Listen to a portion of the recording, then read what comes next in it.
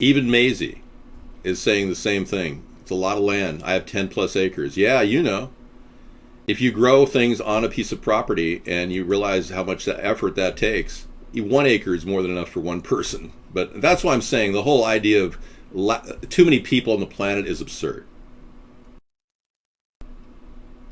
What do you mean no one takes me serious? We got people all around the world listening to me right now. Denigrating me is not the way to get through this show, I'm telling you. I have absolutely no reason to stop doing what I'm doing on a nightly basis. So calling me names isn't going to stop me. Yes, Super Dave, could you stop being a nuisance? I asked him. He can do whatever he wants. It's free speech. So yeah, if you need 2 inches of soil outside your patio to grow a row of radishes to survive on, you will do that. You can grow a nice supply of radishes in about this much space. You'd be surprised. Yeah, they grow in 6 weeks. You should try it sometime. Grow some radishes out your window in your balcony apartment.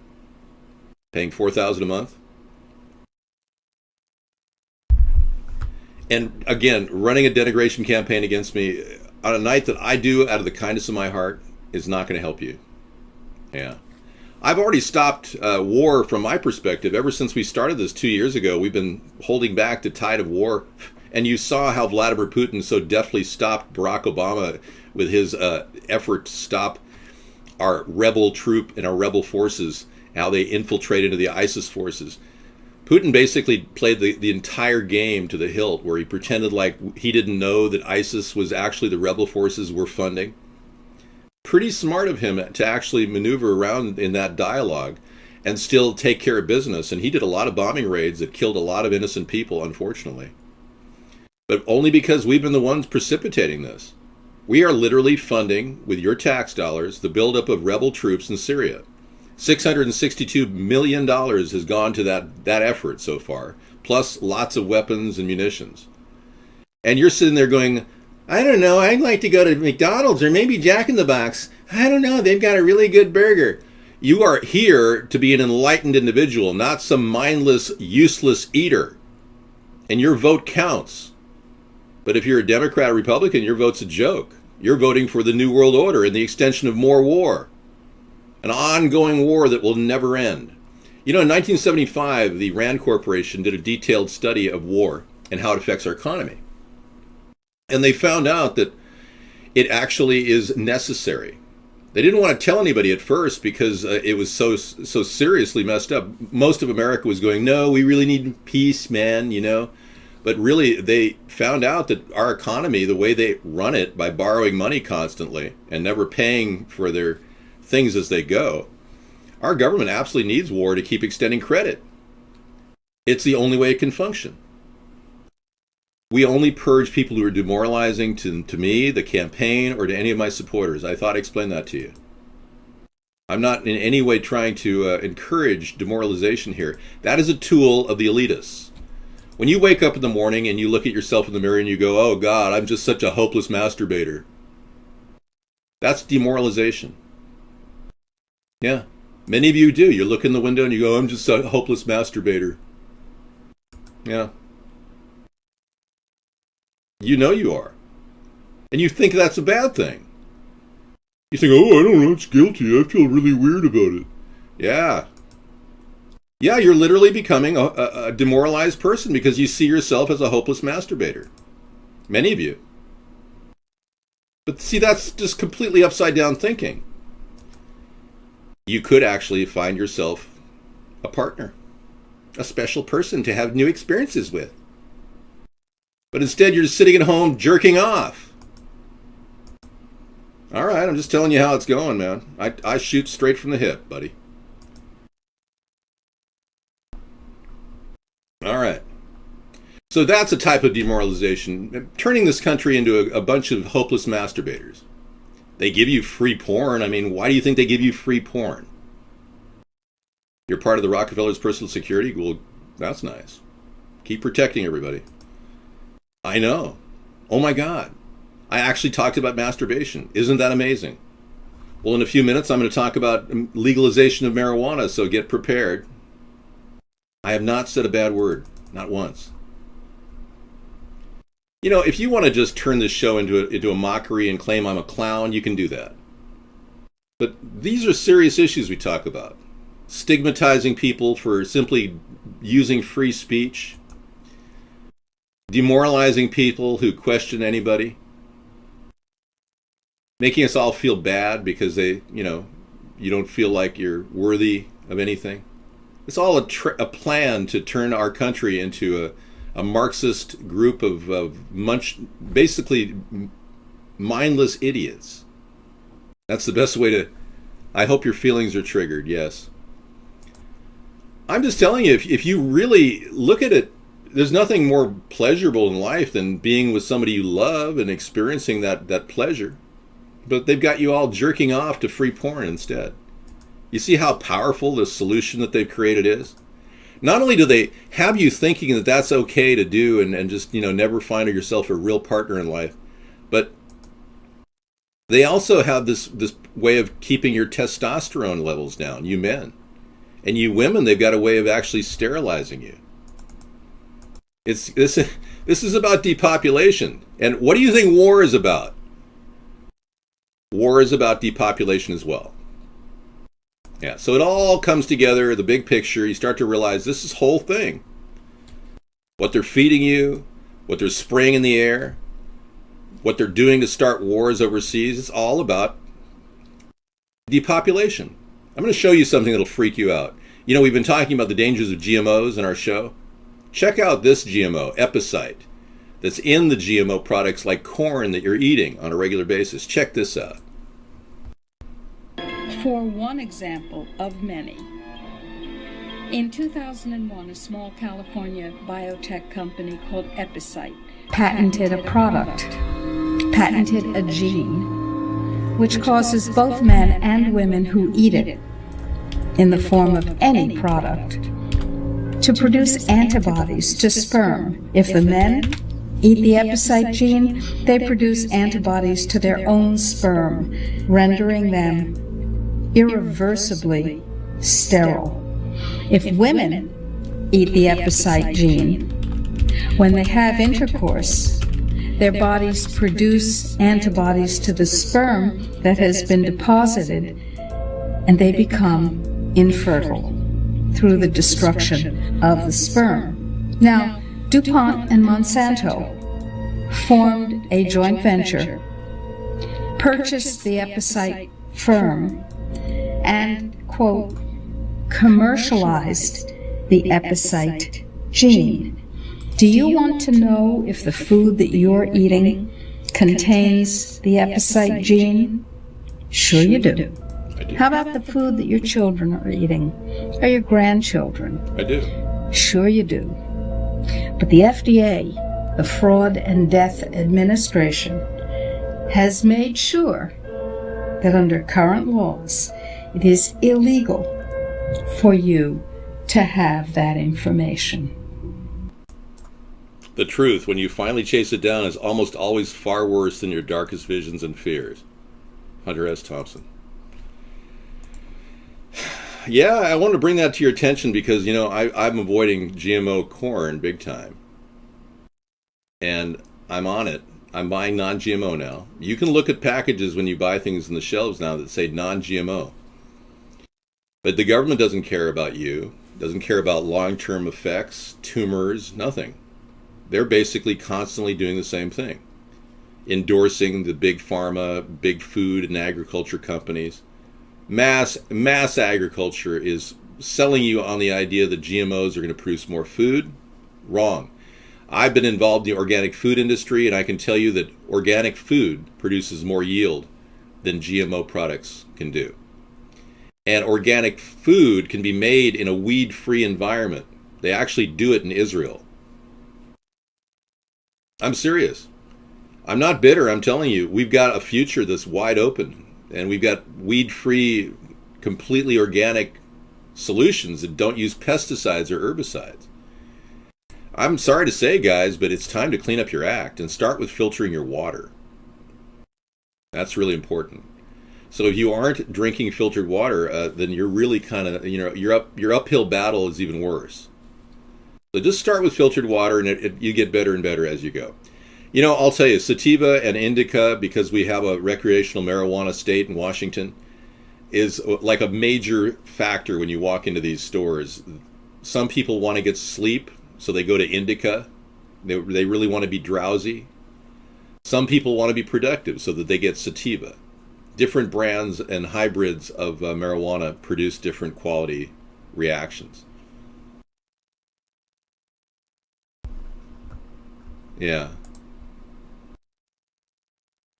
Actually, no, I'm actually doing very well now that I've reached out to the world. And a lot of people are telling their friends and family about me. I'm not in any way going to ID Muslims like Donald Trump wants to do. However, my 1,000 mile fence idea was our idea 7 years ago. When Donald Trump took our 1,000 mile fence idea, he didn't really find out how we're going to build it. And when somebody asked him how you're going to finance this, he said, we're going to have Mexico pay for this.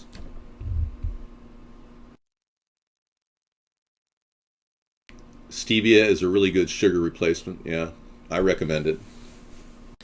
Do not eat rat poison, 0-calorie sweeteners. They are made like aspartame and NutraSweet are originally designed to be rat poison. It gives you an idea of who's really in charge of our nation and our world. They're putting rat poison on your restaurant table for your mom or your grandma to eat. Somebody who uses ideas is condemned by the people that are originating those ideas. So I'm here to tell you, you cannot possibly expect a guy who uses ideas to come up with new ideas. You need to vote for the source, the guy who came up with the new ideas. Now, the fence will be completely, nothing against any particular religion. It will simply stop people of any kind from coming into the country illegally. That's all it's trying to do. We're not trying to target Muslims or anybody else. If you believe that we need to put Muslims in concentration camps, then you're a Nazi, and you're not really cool here. You are a person who wants to deny them their freedoms, the ones that we as Americans fought for, our freedom of religion. And it's one of the reasons why my family started this country. In the 1600s, we moved here from England, and we're not about to sit and watch some German named Drumpf take away the very freedom of religion that was given to us and we afford to other people. Do Muslims have a political agenda? Heck yeah, they do. And we've got to make sure that they don't exercise Sharia law in America. Now, if they do it voluntarily among their own people, as long as they're not within the bounds of the U.S. law, that's fine. But if a man sees his wife looking at another man and kills his wife and says that's okay, that's wrong. That's called homicide, and we will prosecute that. I'll also overturn any laws in Minnesota preventing Muslims from avoiding interest payments on bank loans. And I must tell you that the fact of the matter is all of our ideas are at americasthirdparty.com, and you can read about them. Bold print. I had dinner earlier. I was at a gathering outside in a beautiful natural environment with Sarah and her family. And I had an incredible wrap her sister made. It was made out of salmon, fresh salmon from Pacific waters. It's really good. Yeah, and if Sharia law is in action in many areas in the U.S. today, we will prosecute anyone who violates U.S. law. Consumer advocacy groups are taking the FDA to court over genetically modified salmon. Very topical point. Salmon I ate was not genetically modified. But consumer advocacy groups are concerned. Yeah. These salmon are much larger than regular salmon. The FDA is currently being sued by a coalition group made of environmental, consumer, and commercial organizations for approving the farming of genetically modified salmon. The coalition is being represented by a legal counsel. Man, those are some wrinkled knees. Yeah. In November 2015, the FDA approved Aqua Bounty Technologies. Aqua Advantage salmon as being safe for human consumption, allowing the farming of salmon that have been genetically engineered to grow faster in land-based hatchery tanks in two specific areas, one in Canada, one in Panama.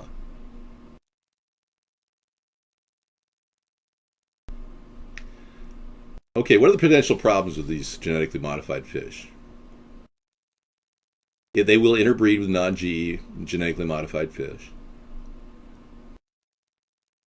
The fish are reproductively sterile.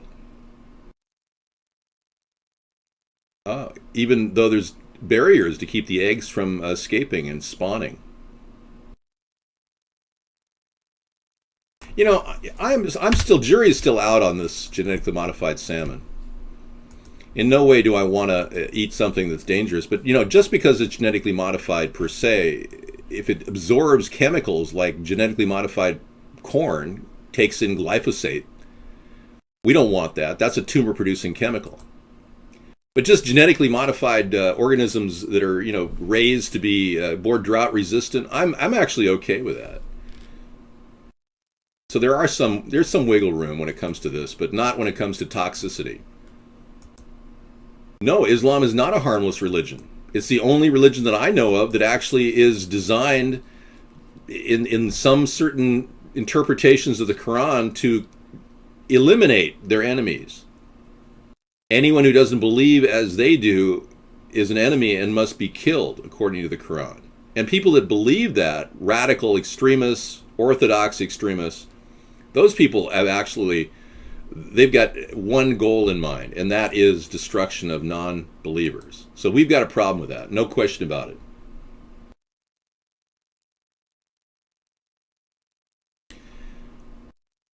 Anyone who promotes Trump here will be purged and eventually banned. The anti-Trump riots are real. People are really angry. Trump is driving votes towards Hillary right now, and because I'm not in the race, I can't pick up any of those votes. Hi there, Mad Dog. But because I'm not even getting any media representation at all, that is an open area in the centrist area that I could easily exploit. See, I can pull Hillary votes. Trump can't. I can pull Trump votes. Hillary can't. Big difference. And that's why they fear me so much. That's why they keep me suppressed. That's why we have been we had a gag order in the media. They won't let us out of our little confined blogosphere point here, but we are getting out. And we are reaching a lot of people around the world, and that's breaking through the censors that are run by people like the Rothschilds. Yep. Hillary doesn't have a viable clue as to how to solve the economy's problems right now. We've already written a book about it. We wrote a book called Hybrid Capitalism, in which we believe that it will solve America's problems initially. But we have to get ahead of our tremendous debt. Right now, the interest on the debt is so great that we can barely keep up with the costs of maintaining the interest. And they've literally financed the growth of our nation, which isn't growing that fast, on borrowed money. So we've got a bunch of corporate-owned political whores and prostitutes. That's kind of redundant, isn't it? Literally running our country on borrowed money. So we came up with hybrid capitalism, which is a solution to the crisis of a government spending rapidly with it never ever reaching an end to that spending. Getting money back where we don't compete with an unfair advantage in the economy, but rather compete freely in the free market. Your lawn is green. Where do you live, in the Northwest or Southeast? Because if you're in the Southwest, your lawn is probably not green. You're right. Hillary could be running for president to stay out of jail. That's a good point. Ted Kennedy did that. He kept his senatorship because he was not ever going to leave that, because it gave him certain immunity against prosecution for the Mary Jo Kopechne killing. Remember Ted Kennedy? You remember Ted. Well, the people that look at the extravagant views in the Quran and make that the principle that they live by, they're the ones we need to worry about. And I've openly said that we will put together special forces of ATF and FBI to go in and pull down large encampments of militarized religious groups, jihadists, if you will, radical Islamists.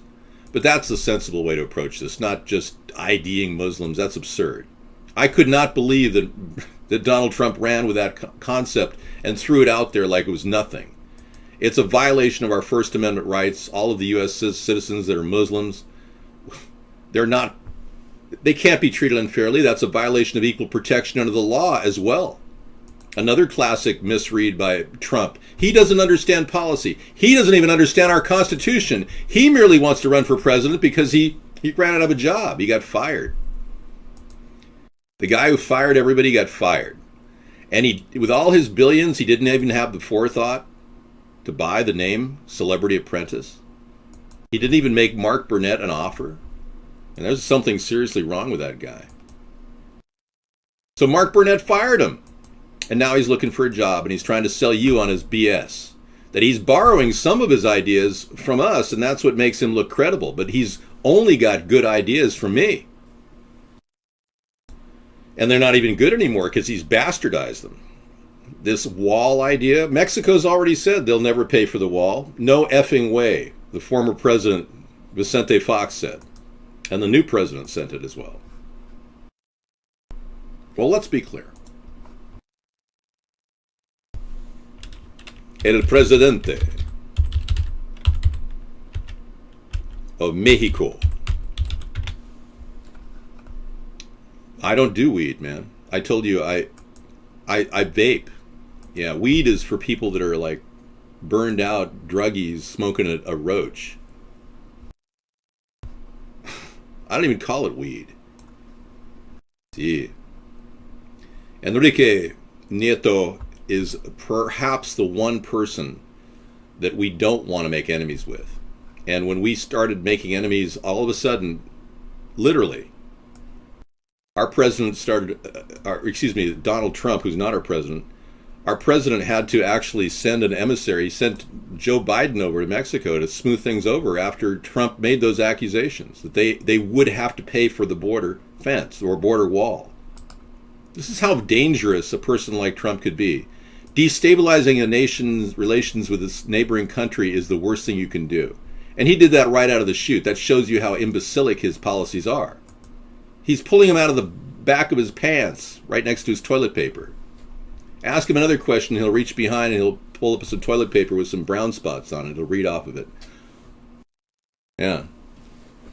No, I would never have endorsed Obama. I started America's Third Party because of Obama and the lies that were foaming from his mouth.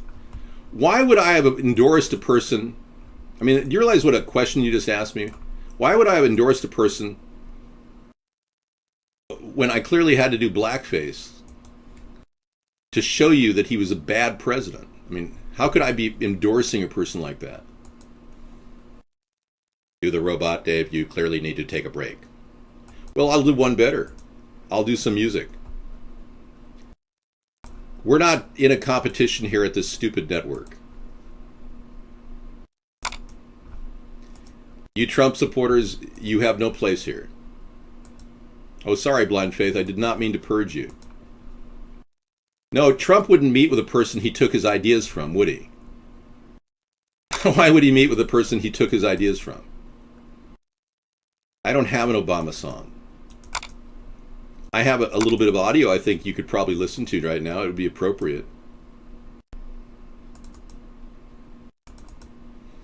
And if we don't get somebody out there with a vocal cord to scream for decency and truth and honesty in government, then we're screwed.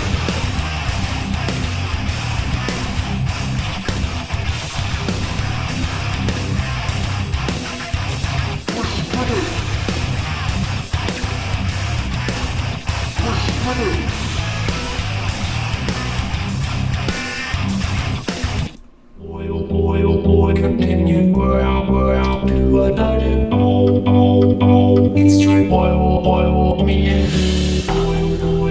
continue, to another, it's true, me and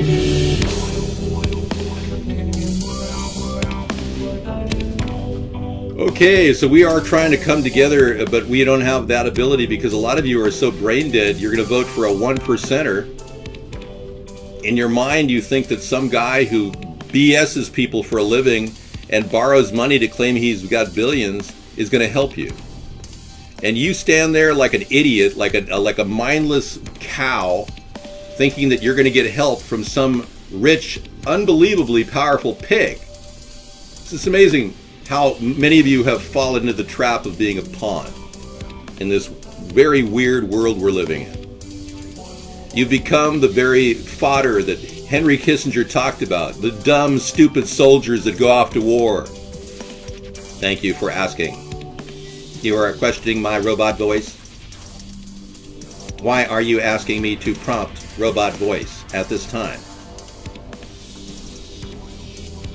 Ivana told the deposition in the Trump divorce with Ivana that he sat up late at night reading Hitler's speeches when they were together as man and wife. You literally want a guy who really wants to be Hitler? You're the creep. You're the ones who are supporting such a creepy man. Yeah. Oh, that's strange. We have a mixture of the Obama and the Michelle face. Let's take a look. That's pretty good. Impressive. And why am I looking at this? Really doesn't have anything to say. But thank you.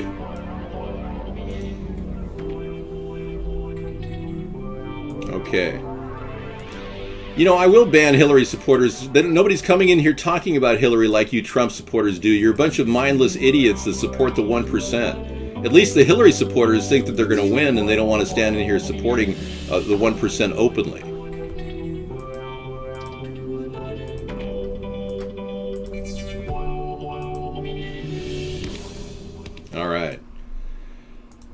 All right. Now, I am a person who is willing to put up with almost anything in this show just to continue moving on. But I am not going to be able to, in any way get into a decent conversation on the issues if all you do is call me names. Is that the move that many of you people do, that you just sit there and support the name-calling process the Democrats do whenever somebody questions them? Oh, you're a birther. Oh, we're one of those wacky truthers. They don't respond to questions anymore. The Democrats just simply shut down, turn their mind into like a dead drone pattern, and just go, well, and give him more time. I mean, he's only had 7 years. I mean, he can't erase the damages of George W. Bush in 7 years. They never question anything. They are so mindless, it's unbelievable. So I do believe the Hillary voters, I'll lose. Those are the ones that will not wake up. They are so hell-bent on being morons. We're not concerned about being featured here. Many of you are living in this world where you think that being featured on this stupid network is important. I'm being seen by hundreds of thousands of people around the world. How ironic. It shows you how myopic the people of America are, folks. I know why the world looks at our country as a bunch of mindless idiots. They're in our room right now talking. We have a physical match on Donald Trump. It turns out that there's a fish that does match his look and his personality. It's the greed fish. It's a very, very rare fish. There's another possible fish that matches his personality as well. It's the egomaniac fish. It's Egomania basaltus. Egomania basaltus matches his face, and so does the greedogamous erroneousness. It's Latin for greedy mistake of a presidential candidate. You don't mind me speaking a dead language, do you? I speak Latin. None of you can communicate with it, though. No, please don't support him either. He's a foreign national. No, I'm not dishonest, never cheated or stole or lied or anything. Yeah, show some respect, man. People watch me. I'm not acting like a D-bag. You're calling me names again. I can just pull guest chat off and we can have a nice conversation with my true supporters. You want to do that, guys? I'm all for that. Well, exactly. Obama election twice, mindlessness. I don't slander Trump at all. I've never said a single thing about Trump that wasn't true. I've never once said a single word about him that wasn't true. I should probably see if my website is up and running. 20 plus reasons why you shouldn't vote for Trump. Let's see if I can get this up and running. Well, I'm not going to turn it off. Then you win. I don't stop debate. No, I like the debate going on. I'm not mad because I don't really care about the network that you guys are describing. Do you realize how many casters are going over to other competitors right now? No, I've never said a word about Trump that wasn't true. Never. So that's an outright falsehood. If I was defaming him with falsehoods, you'd have a valid point, but I'm not. He really did read Hitler's speeches, according to Ivana Trump in the deposition in their divorce case. He really does have a desire to take my ideas. He's proven it 6 times now. I can verify that. I have a record dating back 8 years of these ideas. Well, it's falling because you can't ask people for money, Ron Paul Wall. You can't ask people for money and expect it not to reverberate in them thinking that you're kind of a greedy pig. You see free works on the internet. $15 a month doesn't work. Somebody should get a hold of this guy and just shake him and go, what are you thinking? You're sitting on a guy, a dynamic speaker, a political presence here that's chosen to broadcast on your network, and you're virtually censoring the people that come into his room, keeping a hit counter down to under 100 every night. I've got thousands of people trying to get into this Vaughn chat room right now. Literally. And they're getting capacity servers over and over and over again. So folks, if you're having a problem getting in here, I want you to know that you can go to americasthirdparty.com and you'll get a full link with a good video, and you'll still see the chat log. Have I ever been sued for defamation of character? Hell no, I've never defamed anybody. But you know, last week when Trump did say those things about me, that was defamation of character. I could sue him for libel. I could. Now, I'm not going to repeat what he said about me, but frankly, he's stepping on very shallow ground, though. He better have a good legal team, because I literally could go after him for what he said. I don't want to get into the specifics. Are you kidding me? Trump's been tweeting about me, you fool. Oh, God. Why do I even spend time talking to you? Hey, let's look at the 20-plus reasons now we have not to vote for Trump. And we'll go over them slowly so some of you Trump-tards will understand exactly what is wrong with the Trumpsters, so you'll make a more informed decision in voting for your next president, not some New World Order puppet who's willing to do the bidding of the Federal Reserve. Yeah, he did. We've been tracking his Twitter responses. Trump's ties to the Gambino crime family. Should we start with that one? Yeah. Does anybody have any interest in knowing about Trump's ties to the Gambino crime family?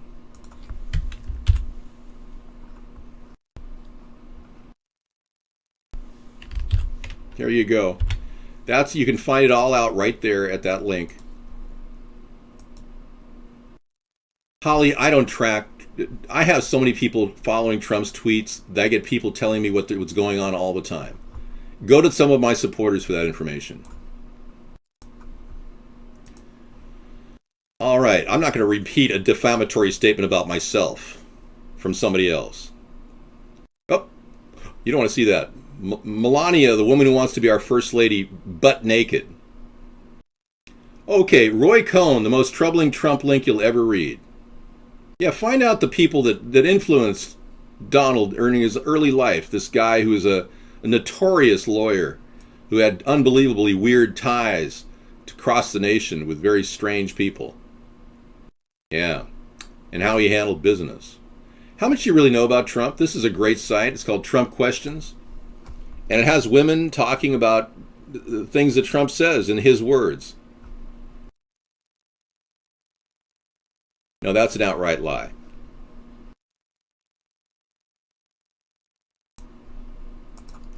Could you please not talk about Trump here? I'm in the middle of showing people the truth about him. Thank you. Oh, you know about the copter crash that killed 3 of his casino aides that were going to be testifying in the first corporate bankruptcy he had with resorts? Yeah.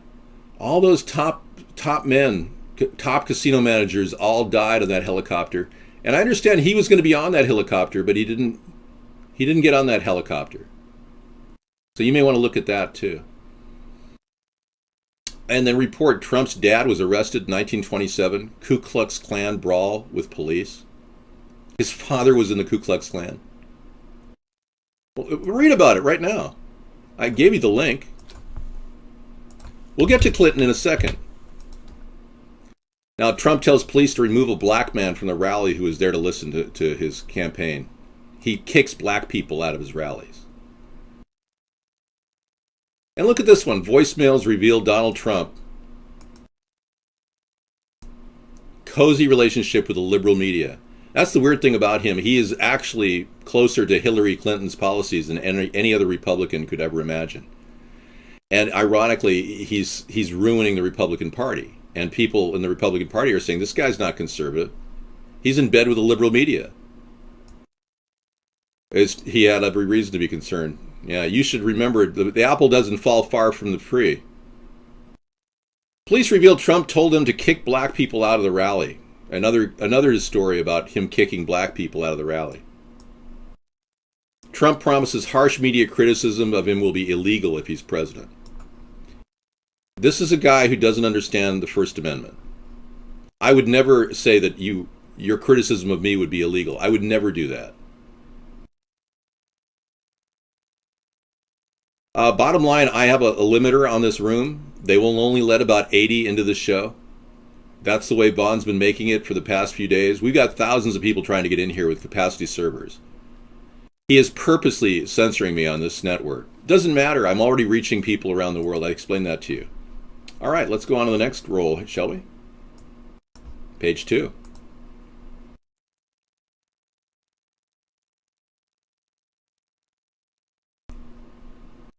And you're still trying to get into chat. Look at that. 727 can't even get into chat, but he wrote something in chat. If you go to americasthirdparty.com, you won't have any problem getting into the chat. Mark does this purposely, yeah. I told you he's been censoring me. This is the lowest thing you can do, is to take a growing political movement and cram it with censorship in the only venue, or one of the only venues we're doing. We'll be opening up multicasts on other shows soon. But this is getting started. You know, we just have to keep moving forward. We've been doing this for 7 years, and he's trying to derail me now. He can't do it. You can't sabotage this campaign. I'm working on a metacognitive level. We have multiple tiers of advertising flowing out there through word of mouth. I'm not censoring anyone. I told you, if you demoralize anybody in the show, I will purge you. It's simple. Stick to the issues. Trump University was classic fraud, says a prosecutor. He's got a university out there. He's got 3 law students, or three econ students, that are literally suing him for not having a degree because Trump University took their money. That's right, metacognitive. Donald Trump's ex-wife said he kept a book of Hitler's speeches by his bed. Ivana Trump. Last April, perhaps in a surge of Czech nationalism, Ivana Trump told her lawyer, Michael Kennedy, that from time to time her husband reads a book of Hitler's collected speeches. My New Order, which he keeps in a cabinet by his bed. Hitler's speeches, from his earliest days up from the phony war of 1939. It's just unbelievable. He's emulating Hitler. And you don't even understand how dangerous that is. Even Anne Frank's stepsister compared Donald Trump to Adolf Hitler. Donald Trump, and here's another one verifying that he kept a book of speeches by it, because a lot of you people don't believe it. Two links verifying it. Donald Trump's sons kill exotic beasts, animals. Rare animals facing extinction are killed by Donald Jr., who along with his brother Eric hold the position of executive vice president with the Trump Organization. He says that they're allowing them to go hunting animals. Wow. And then saying Donald Trump says that Muslims should be forced to wear special ID badges, just like Hitler put swastikas and stars of Davids on people's arm badges, whether they were Nazis or Jews. There is no Bob Dole team. I'm way bigger than Bob Dole ever could be. But if you want, I'll pretend to be Bob Dole. How you doing? I'm Bob Dole. Let me shake your hand. Yeah. Dole is a typical Republican sellout. Big business sellout. Donald Trump. Trump University was a scam, says former students. That's another backup one. Oh, and this is a story about how he really made his fortune, how much money his dad really gave him. This is a good one, because Donald Trump is saying his dad only gave him $1 million. It's more like 23 million. Don't worry about number two. I'm not worried. Yeah, I've got lots of people who want to talk about a third party here. Trump doesn't speak for the people. He has no idea what your life is about. He is a top 1%er.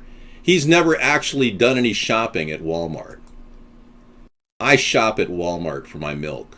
I know the cost of a gallon of milk at Walmart. Trump wouldn't even know that. Trump can't relate to the average person. He's been living a golden spoon life where he's had a golden spoon in his mouth. It's a fact, Jack. And here's a creepy video of Donald Trump saying he'd date his own daughter. Yeah. On The View. And then check this out. The Donald Exposed, a reality check for Trumpeteers.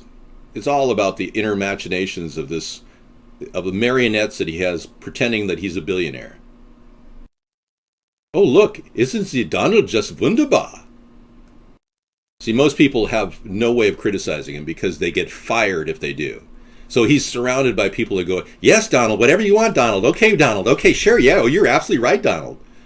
He's no different than Hillary on an interrogation by Trey Gowdy. He just repeats the same things over and over again. He doesn't respond to anybody.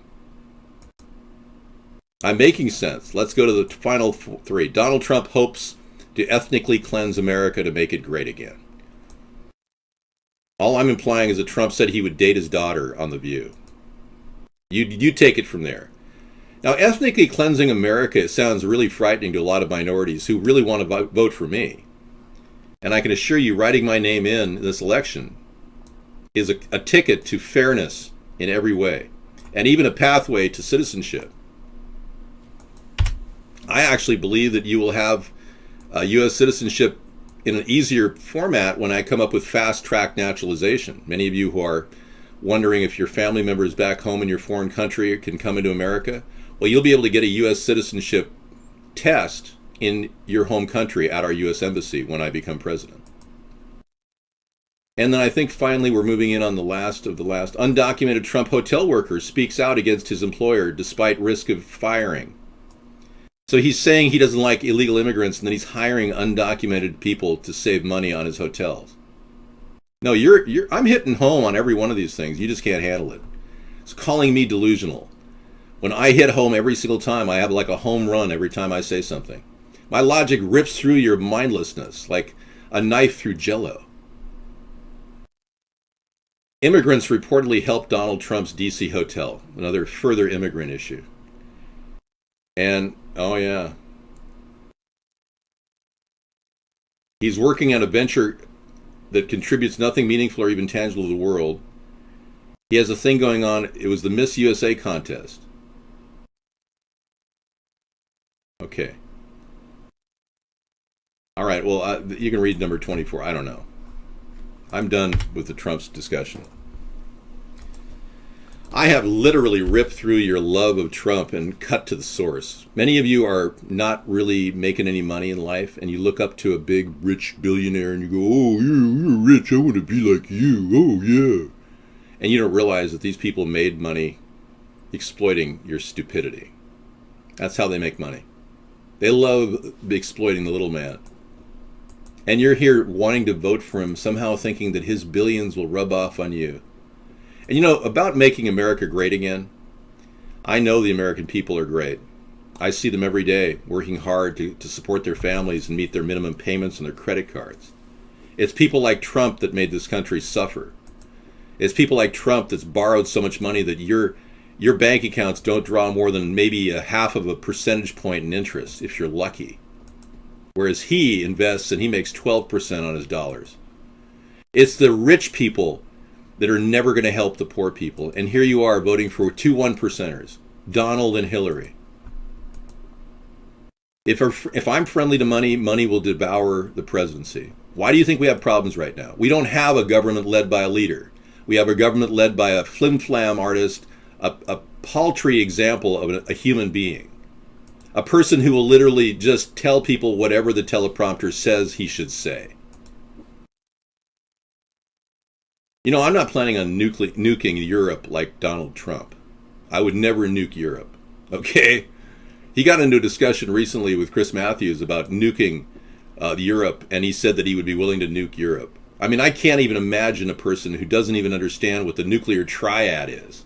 And Donald Trump proved that in front of an audience in the debates, the third debate, when he was asked about the nuclear triad. He convinced everybody that he has absolutely no clue as to what our nuclear defenses are. My IQ is almost double of what Donald Trump's is. Just because I'm not rich, because I'm not greedy, doesn't in any way imply I'm not the guy with the best ideas. You gotta understand, I don't live for money like so many greedy people. That's actually a detriment. You want a president who's not greedy. You don't want a greedy pig for a president, but oh no, you want a greedy pig for a president. That's what really shocks me.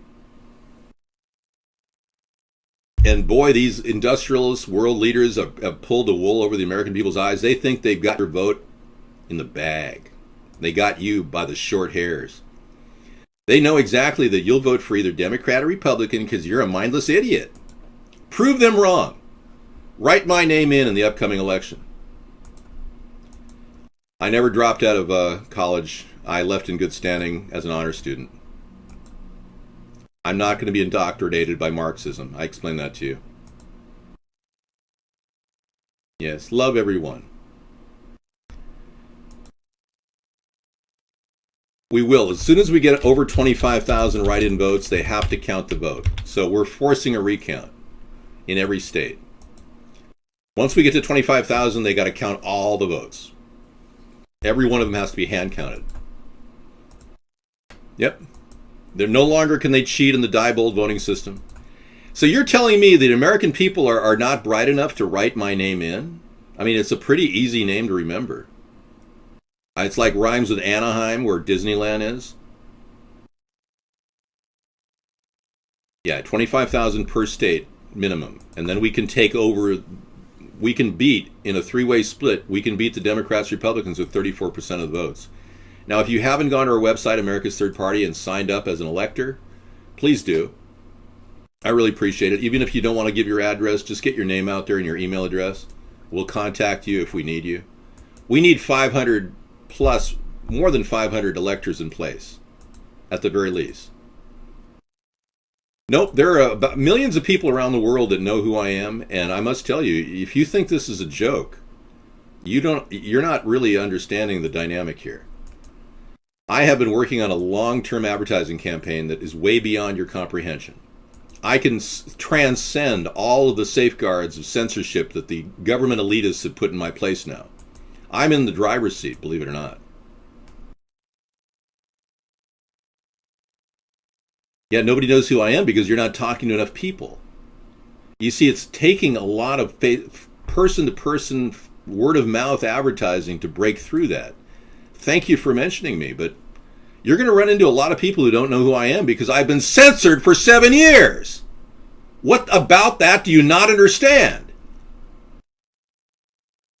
Okay, let's see Trump reading off a teleprompter. He did it at the AIPAC convention when he tried to go get the Jewish money to get support from him. Trump doesn't really have enough money to run. He had to go get AIPAC money from the Jews. Yeah, he's working for the Zionists, in case you didn't know. Let me show you. Now, I have nothing against Jewish people. I hope you understand. But he's literally catering to them, trying to get their money. Yeah, because he's only put about $250,000 of real cash into his campaign. Donald Trump is not rich like you think he is. It's a complete facade, everything. Let's take a look here. Trump mocked for mispronouncing Tanzania. Tanzania. Our embassies in Kenya and Tanzania, and this was a horrible period of time for us. Tanzania. You know, there's two different pronunciations. Tanzania and Tanzania. Yeah. I guess there's definitely a new pronunciation. Thank you so much.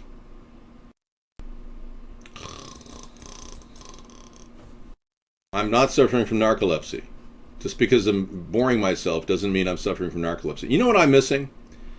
A dance. I got to get my body up and start working out because I have not had my dance, and you haven't reminded me about my dance video. I had some really good salmon rolls today that was extremely good. Made with cabbage salad. Cabbage salad with fresh cooked salmon. Smoked salmon, or it was not quite smoked, but it was so good. In a whole wheat tortilla. Very good stuff. Outdoors, yeah. It was. We had a huge picnic lunch. We were all alone in this beautiful mecca of a park here on the island. Beautiful park.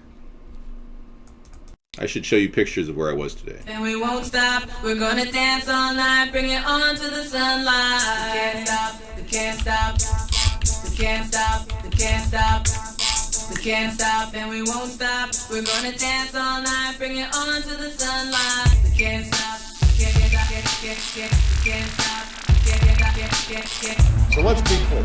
In this coming election year, please vote for David Sondheim. America's New Party.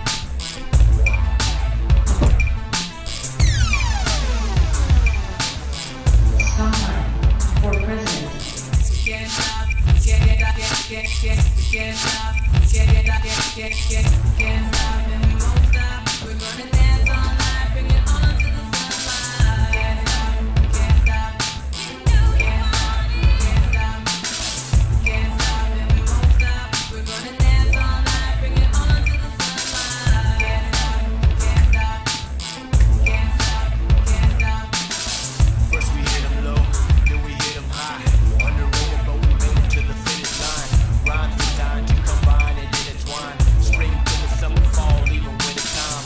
Beats banging harder, then head-on collisions. We make incisions with precision and quick decisions, causing double visions. If you ain't up to speed, you need to speed it up. Partner, piano read. We can't stop and we won't stop. We're gonna dance all night, bring it on to the sunlight. We can't stop, we can't stop, we can't stop, we can't stop, we can't stop and we won't stop. We're gonna dance all night, bring it on to the sunlight. We can't stop, we can't stop, we can't stop, we can't stop, we can't stop and we won't stop. We're gonna dance all night, bring it on to the sunlight. We can't stop, we can't stop. We can't stop, we can't stop, we can't stop, and we won't stop. In this coming election year, Bring it on please to vote the for David Sondheim. America's New Party. can't stop, can't stop, can't stop, and we won't stop. We're gonna dance all night, bring it on to the sunlight. Can't stop, can't stop, can't stop, can't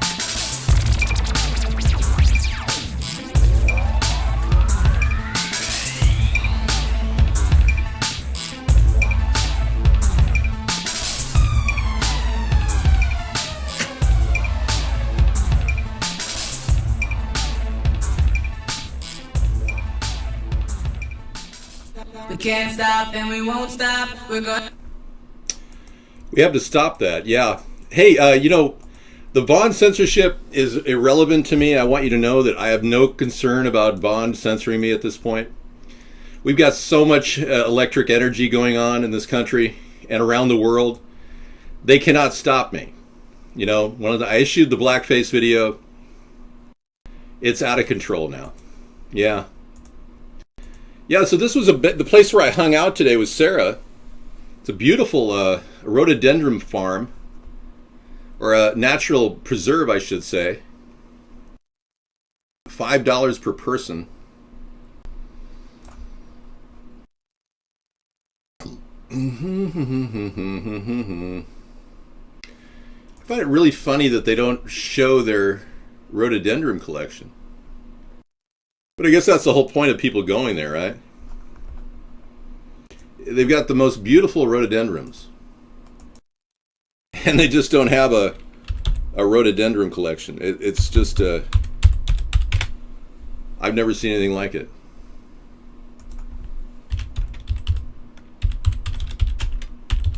Let me get some pictures. There's somebody who must have posted some pictures. We've never seen so many beautiful pictures of rhododendrons there. I took pictures, yeah. This is the gardens that we were at. Isn't that nice? So we had lunch right nestled in like the back of this area, and we were in walking distance of this little. We have to walk through there to get to the. Yeah, isn't that beautiful? So we were sitting in a picturesque forest, kind of like that, and enjoying an incredible lunch. Oh, I can't put that on the screen. Okay. Sorry. I guess it is on the screen. Okay, we're done with that. Thank you. Nope. There was only a lot of bees, and the bees were buzzing, man. We had tons of bees, and not one person was allergic, so no one was freaking out. And they were all so busy, these bees. Vaughn has this belief that he doesn't want me to be elected or something, and he's using his network to censor me. Yeah, I have no idea what's wrong with him, but frankly, it's not going unnoticed. It'll be well remembered in the future.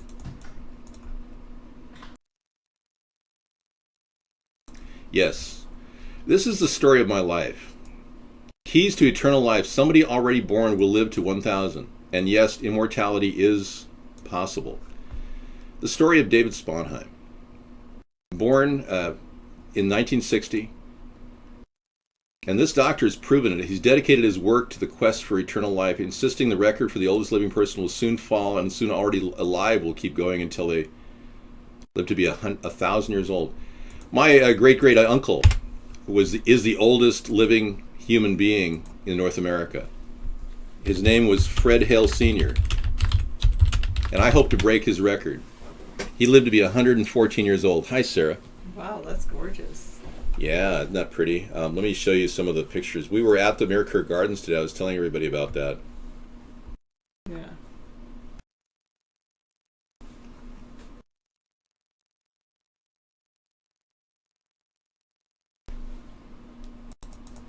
It's like, it's what you... Well, I mean, there's a lot of pictures that are beautiful and reminiscent of what... Yeah. This is probably the best picture of what we were in today. This is kind of what the rhodies in bloom are absolutely gorgeous here. This would be this is a rhododendron plant, and they're so prevalent in this area that we were sitting among all of them, eating our lunch today. Absolutely beautiful. They are beautiful, and this place is one of the nicest places ever. So this is our anti-war rally, everybody. We need to stop the New World Order, and I'm going to say stop war at the bottom here, because that's what the New World Order wants. They want war. Stop wars. Yeah, I guess it does have to have a kind of a special climate to grow rhododendrons. Yeah. Yeah, so what the deal is we have a plan to actually bring peace through the production of fresh water around the world in the Middle East. This freshwater program is outlined in our idea, Ocean Pipeline, which we think is a very good idea. I did not want to do that.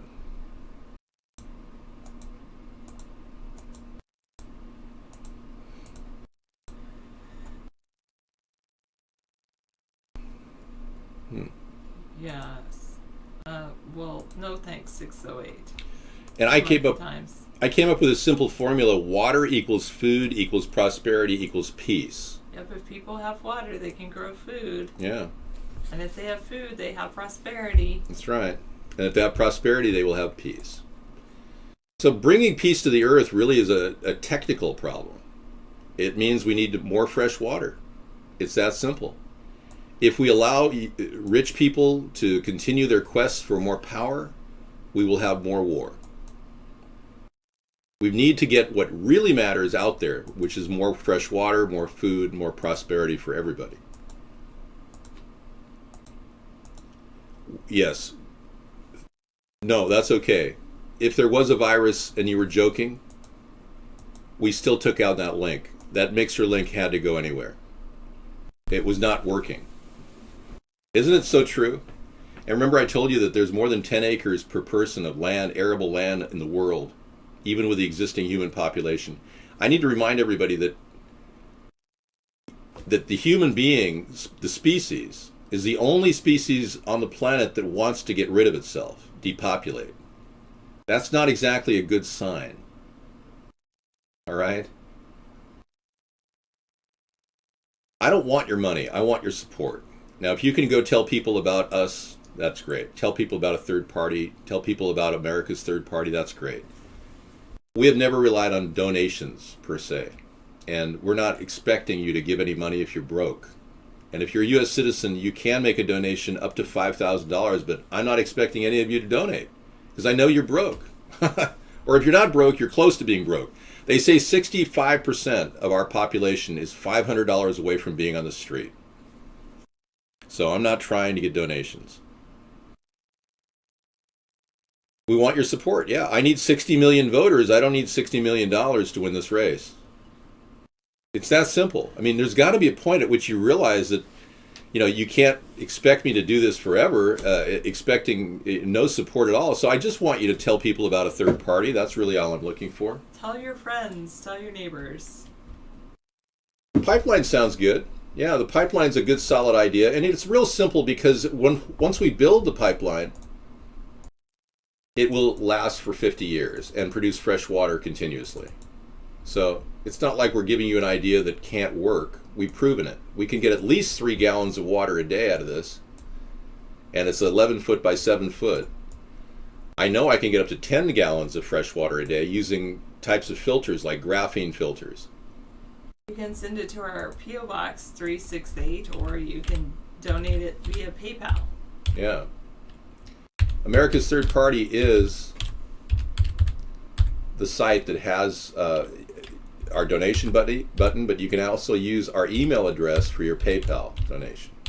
AmericasThirdParty@gmail.com. Yep. Okay, I'm going to take a quick break. Sarah's back from her venue, and you're going to be here for a little bit. I'm going to take a break. I can go feed the fish. They're still hungry out there. Thank you. Okay, sounds good. All right. Well, or you should have it and use it to buy something that you really, really want, 368. Now go out and tell 4,800 people about this. Grow the show. The garden was lovely. I had a fantastic day. I hope you had. Yes, you could donate that $3. That would be fine. That would be welcome. Thank you. Yes, David's always very lovely. Oswald. Thank you. Oh, I bet the Magnolia Gardens in Charleston, South Carolina. Oh, I'll have to try that out. Oh. Well, thanks for your opinion, 122.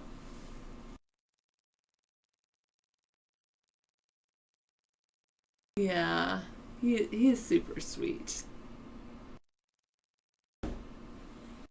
Well, I don't know if you'll necessarily hit water anywhere you dig a hole. I guess that's why, Super Dave, because I'm not convinced.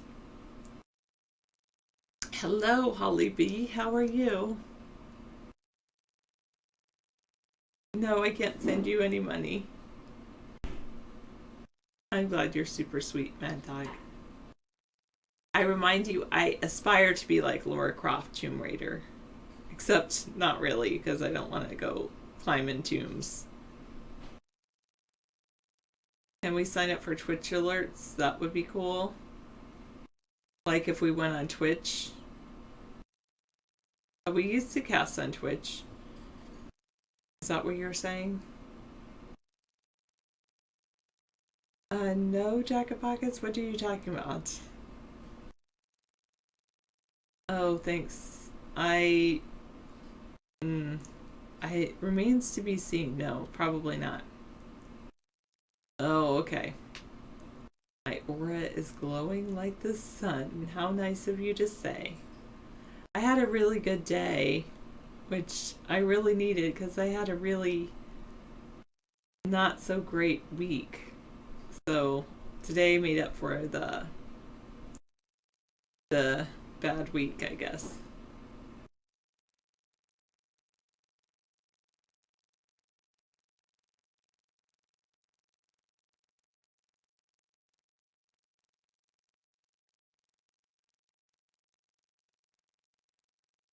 Okay.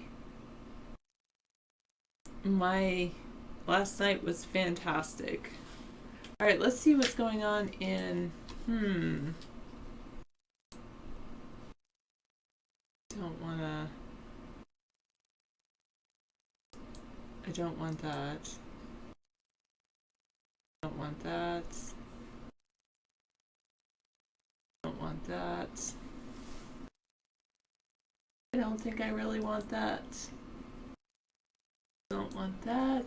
I'll leave that. I'll leave that. Those two are the same, so I'll take out one of those.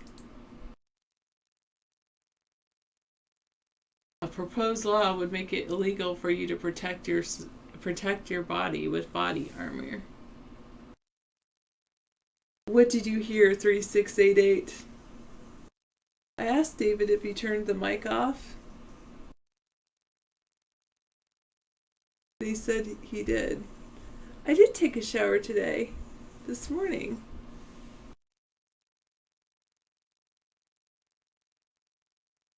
It was very lovely.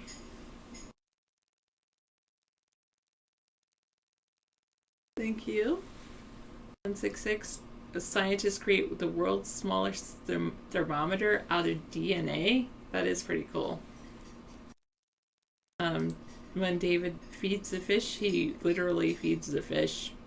We have a cool fish pond, so he feeds the fish in the fish pond. That's one of the things he does, and then maybe he also eats some dinner.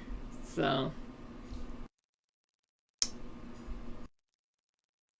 yeah. How? I don't know. Oh, anyway. No, the fish aren't big enough to feed on yet, so that's why we have to feed them, to make them big enough so that we can feed on them. Oh, you're adding on to DT Alora's comments. All right, good. Scientists create the world's smallest thermometer out of DNA.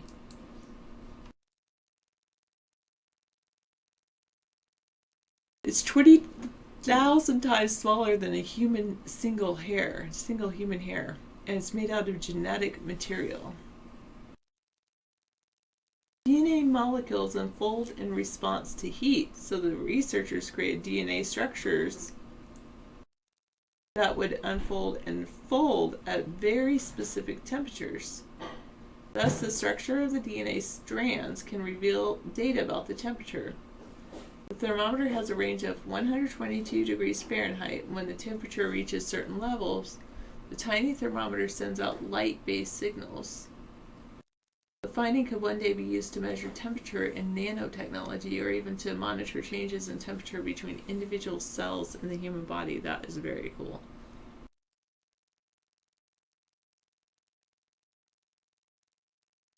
Yeah.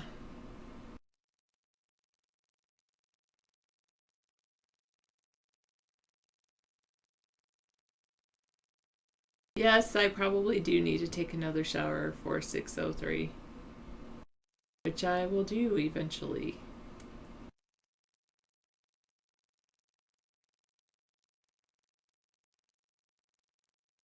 Yeah, that sounds good. Fried goldfish is proper food? That's so funny. I haven't had fried goldfish. I've had goldfish crackers, like the cheese ones, but that's about it. Yeah, maybe you should take a cold shower. I need a cold shower. I'm a little bit like that glue. Have I seen this? A bright flash of light marks an incredible moment. Life begins. When well, the way I work my hair, DT Laura is I start at the bottom down here, and then I get this part untangled, and then I go slowly up and get this part untangled, and then this part untangled, until I get all of my hair untangled. Oh, you had hair down to your bottom? Let's feel. I still have about a foot to grow. Till it gets to my bottom.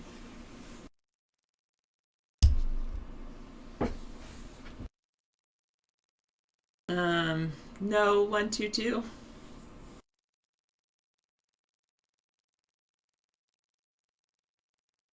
All right. Telegraph.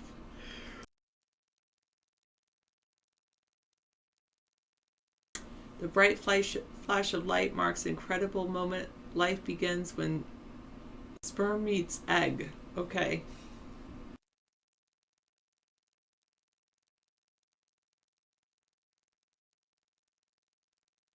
So it really does create a bright flash of light. Wow.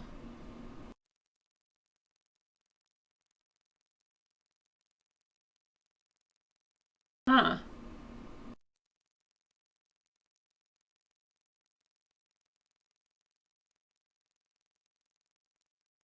Wow, that is very cool.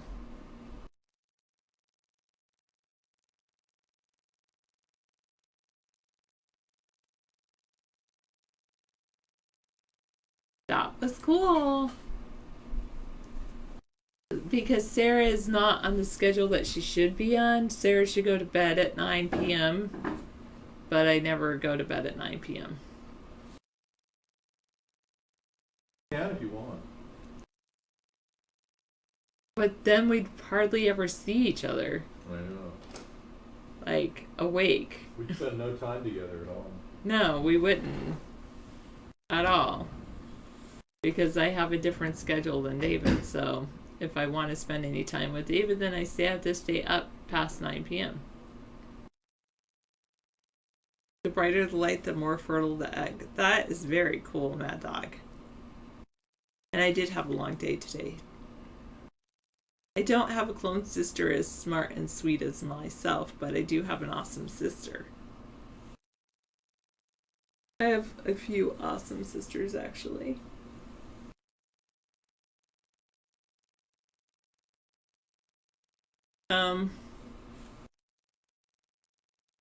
I have a couple sisters that are single.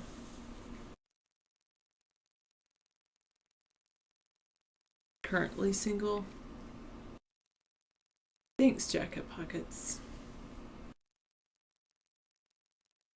Yeah, I don't think he's waiting for me because he's going to come back on the show, Oswald.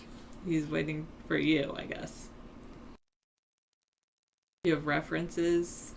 All of them are younger than myself, Mad Dog. You're single and you're ready to have kids. I'm definitely not ready to have kids. You'd like to be friends with my dad? Why would you like to be friends with my dad? Well, besides that, he's a totally awesome, fantastic person. Actually, I'm pretty good friends with my dad. I like him. You shouldn't have cut your hair. Yeah, sometimes I think about it, cutting it.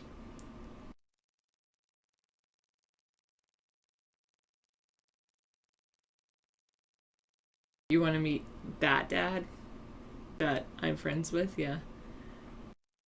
Is that a mini skirt?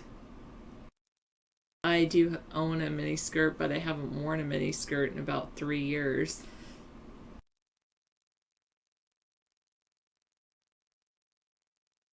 No, Skippy the kangaroo, and neither do I really.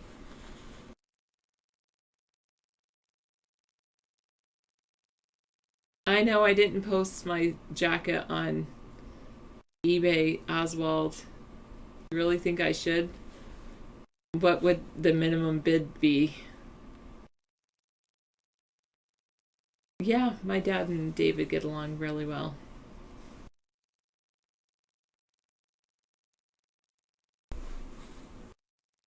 Yeah. You want a jacket like that? I will think of. I'll think about it. Yeah, it does take a long time to grow, and then the hairdressers say, "Oh, just cut it in layers," and then you have some that's short and some that's long, and when you cut it in layers. No, my dad isn't the fishing type. I don't think my dad has ever been fishing himself that I know of.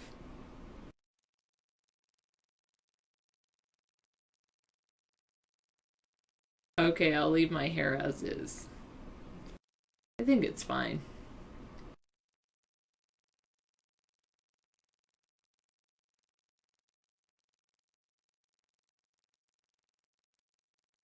Well, saying I'll think about it is different than saying I'm going to do it.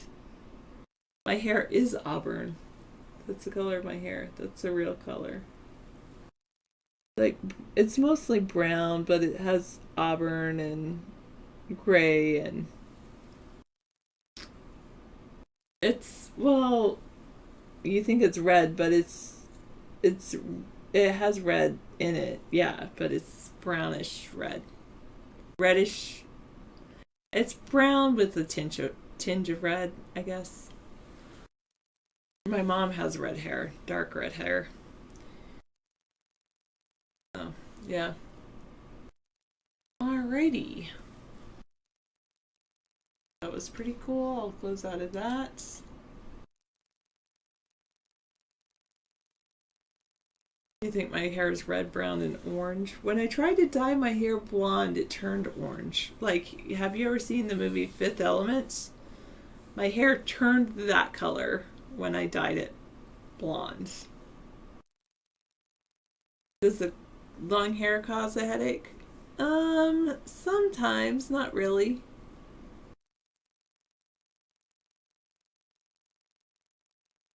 Okay.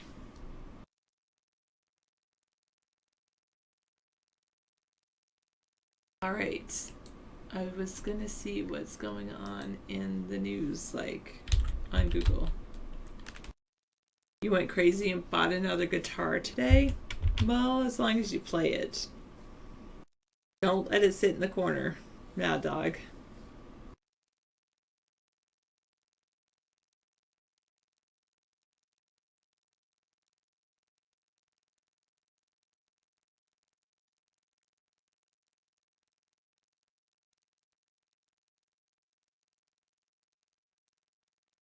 Six were killed in Texas floods as severe weather lashes the United States.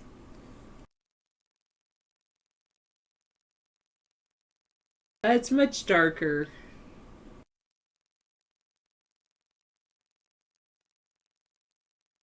I don't have headaches, but if I do, I will get my hair thinned out.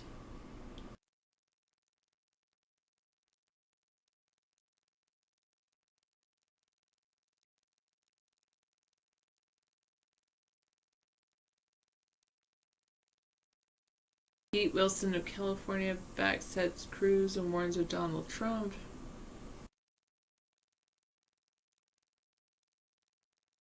Prince's motorcycle jacket from Purple Rain film is up for auction. Warren Buffett says that Berkshire is fine with Trump or Clinton. Puerto Rico debt rescue plan is engulfed in Great Recession bailout politics.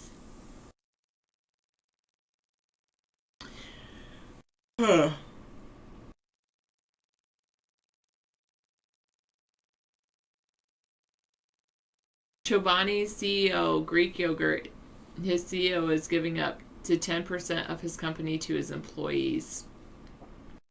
That's very cool.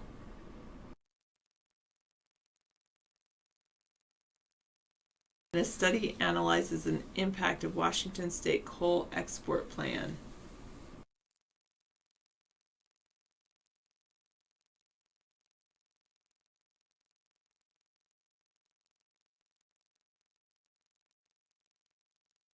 On the ground in Syria, bloodshed, misery, and hope. Yeah, it didn't take long before they started selling Prince's stuff. That wouldn't have happened, supermarket person. I've known David for a long time.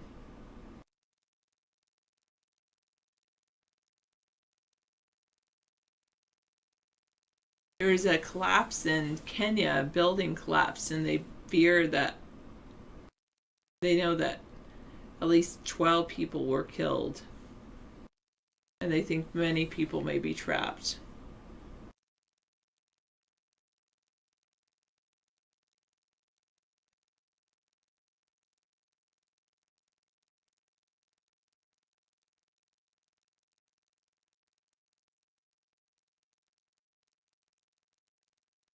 Hey, nice. Good job, Grizzly Ray. Welcome.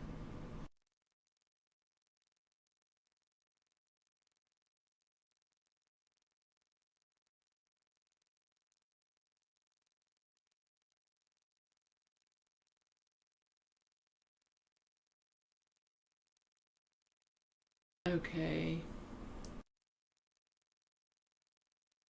I'll go back. You're gonna make your hair like mine. You have to grow it and grow it and grow it, and just don't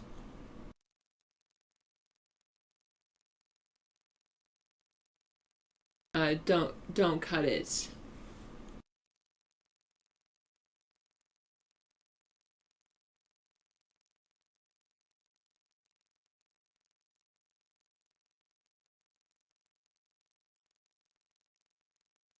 Wow.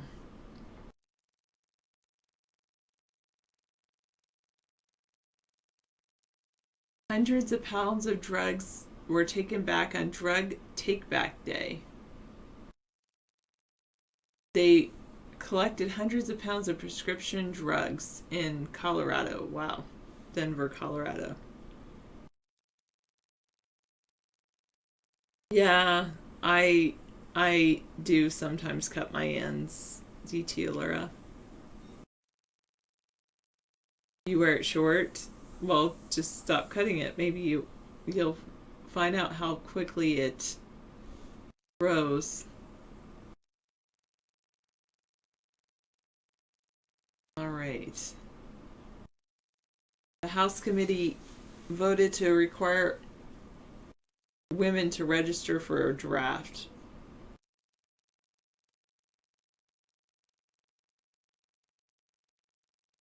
We're all copacetic. All right. You're giving everybody a link to jackets. Are they jackets like mine? Did I start a trend?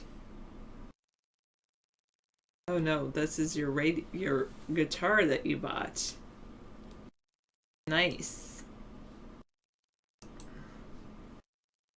Fender road-worn 50s Telecaster electric guitar with a gig bag. Nice.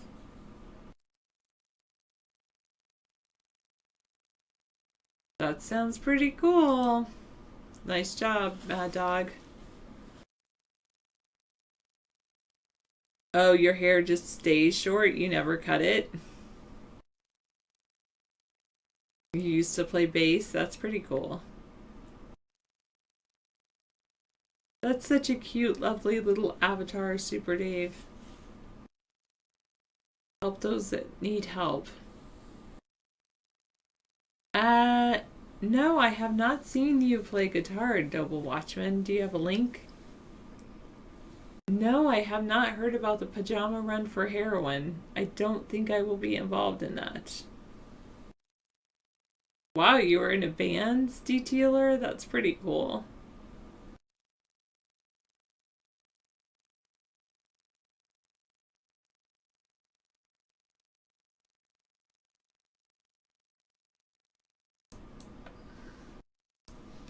Maybe that's why you're attracted to Allura. Car full of people in PJs may mean heroin rush hour.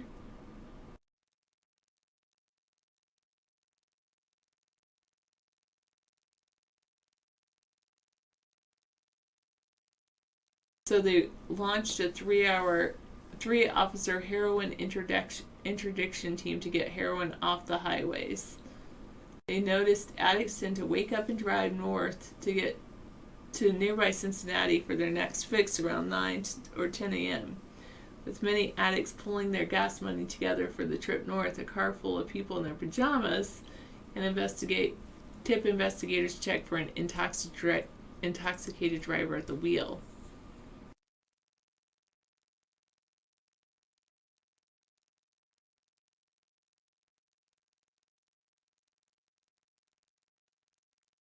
The anti-heroin unit has made 143 drug charges since it was launched in February.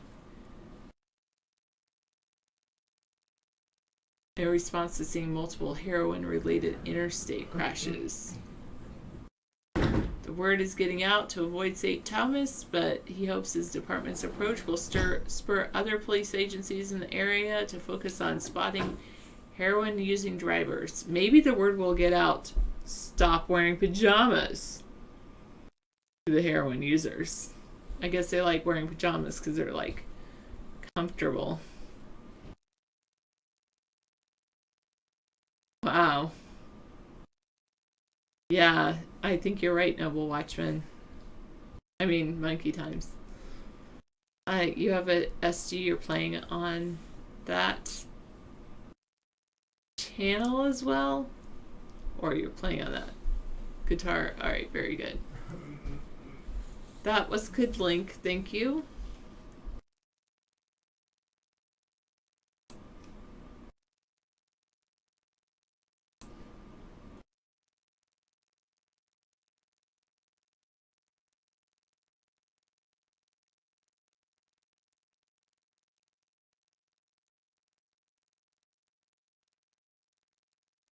Oh, what do I need here? Alright. Yeah. I used to play drums in metal bands. Wow, no wonder. Yeah, that's probably why you do have an ear for the music clips. Exactly. And you play guitar and bass? Nice. I know. Well, David, I guess... I know he hasn't taken dance lessons that I know of. He just has those natural skills unless he took dance lessons before I met him.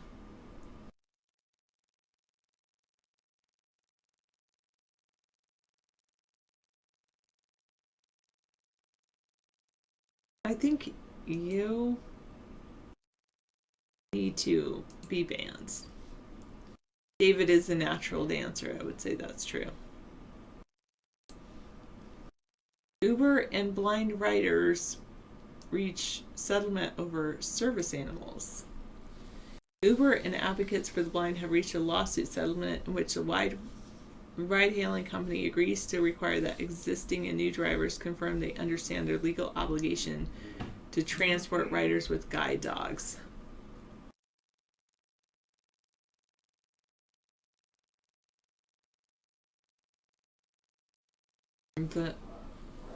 David's singing Rock Around the Clock to himself. I'm not going to ban all guns. No.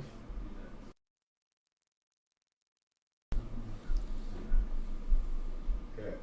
All right. Yeah. Yeah, that's great. Hey, so thanks for filling in some time here. This has been awesome. You know, I unbanned everybody on the site earlier. Oh, you did? Yeah. How nice. I did ban someone. Okay, that's fine. Thank you for coming in and hanging out. Enjoy your relaxation, and you're a trooper for hanging out and doing the show with us. Thank you, Sarah. Time to rest. I think I am going to go. That was a long day. Yeah, it's been a long day. We hung out in the garden. It was really cool. Yeah, it was good. Cool. It was great, yeah. Loved it. Then I went to this really cool beach. Oh, you found a nice beach, really? Yeah, or my sister did. Good. Cool. We live around beaches on an island. The island of beauty, and I guess it's the second longest island in the country, next to Long Island, New York. It's called Whidbey Island, and it's home to the Whidbey Naval Air Station, the eyes and ears of the Pacific Ocean. We have major jets flying over our house. It's the one trade-off. Sometime during April, my birthday happened. You're right.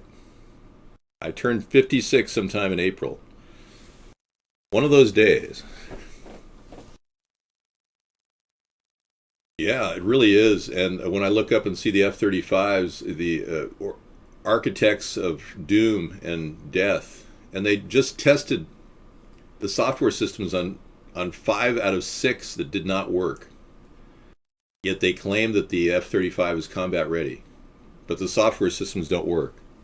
And they lost in air-to-air combat against the F-16 in 2 different areas. So an old plane beat the F-35. It's a disaster, and our country and our government officials are so far up the corporate ass of Lockheed Martin and Boeing that they're never going to end up cutting the contract. It's going to, So you, the American people, are going to have to realize if you want jets of mass destruction flying overhead that don't work, instead of a lighter unmanned aerial vehicle system, which I think would be much better than what we have today, more cost-effective, lower-cost Predator-type vehicles that would defend our nation and yet still carry a payload, we wouldn't use them domestically, ever. I don't believe in domestic drones for anything other than maybe delivering packages. But I don't believe in surveillance drones for the United States of America. I think it's a big mistake if we allow them in our country. But around the world where we are in areas involving safety and security for our allies and populated regions, my plan is a strategy of containment, much like Harry S. Truman, when we won the war in World War II, we needed a plan. And the containment policies of Harry S. Truman really typify that plan. For instance, in Iraq, we've got 2 populated areas, primarily, maybe more than 2, but 2 that could very well be protected.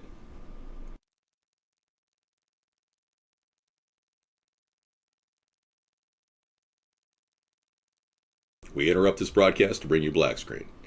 Yeah, so look at this area right here. I would love to be able to work with the Iraqi government instead of fight them like Obama's doing and funding ISIL forces. I don't think that's a big move. No, it's not my birthday, or it might be. You never know. Yeah, but sometime in April, my birthday happened. Whatever day that is. So let's take a look here at the less sugar is good for you. You'll live longer with less sugar, it's true. Thank you for your sentiments, though. No, they did not find the $2.3 trillion that... Thank you. That Donald Rumsfeld had found one day before the Pentagon attack. Yeah, Donald Rumsfeld announced that they had lost $2.3 trillion literally one day before the attack on the Pentagon. And, of course, the World Trade Center attack. All right. No, it may not be. No, just say it. I can't say one way or another. So what I want to see is a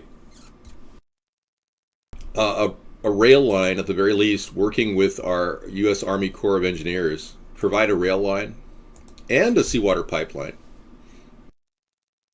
from Baghdad to Basra and vice versa. It's about a 200-mile run. And we can do this with using our troops to organize the Iraqi army troops, and we're talking about the existing troops we have there right now, or a replacement with the U.S. Army Corps of Engineers. And we got a water pipeline there, and what we want to do is create safe zones, weapons-free safe zones around these 2 populated areas. So right here would be a 20-mile or a 30-mile radius weapons-free safe zone. And right here, in this empty area right here, would be another one. Now, the green zone right now is very active. They've got a major crisis going on there right now. Breaking, yeah. Let's see if I can find this. It's happening. But the green zone is under a major riot right now. There's Sunni rebels gathering with Shiites, and they're just starting to rebel. So the green zone has been breached, folks. This is something that is in the news today, if you hadn't heard about it. I see we don't have guest chat on. Were guests giving Sarah a problem earlier in the show? Oh, we do have guest chat on. Good. Or we don't. All right. Well, you make a decision there.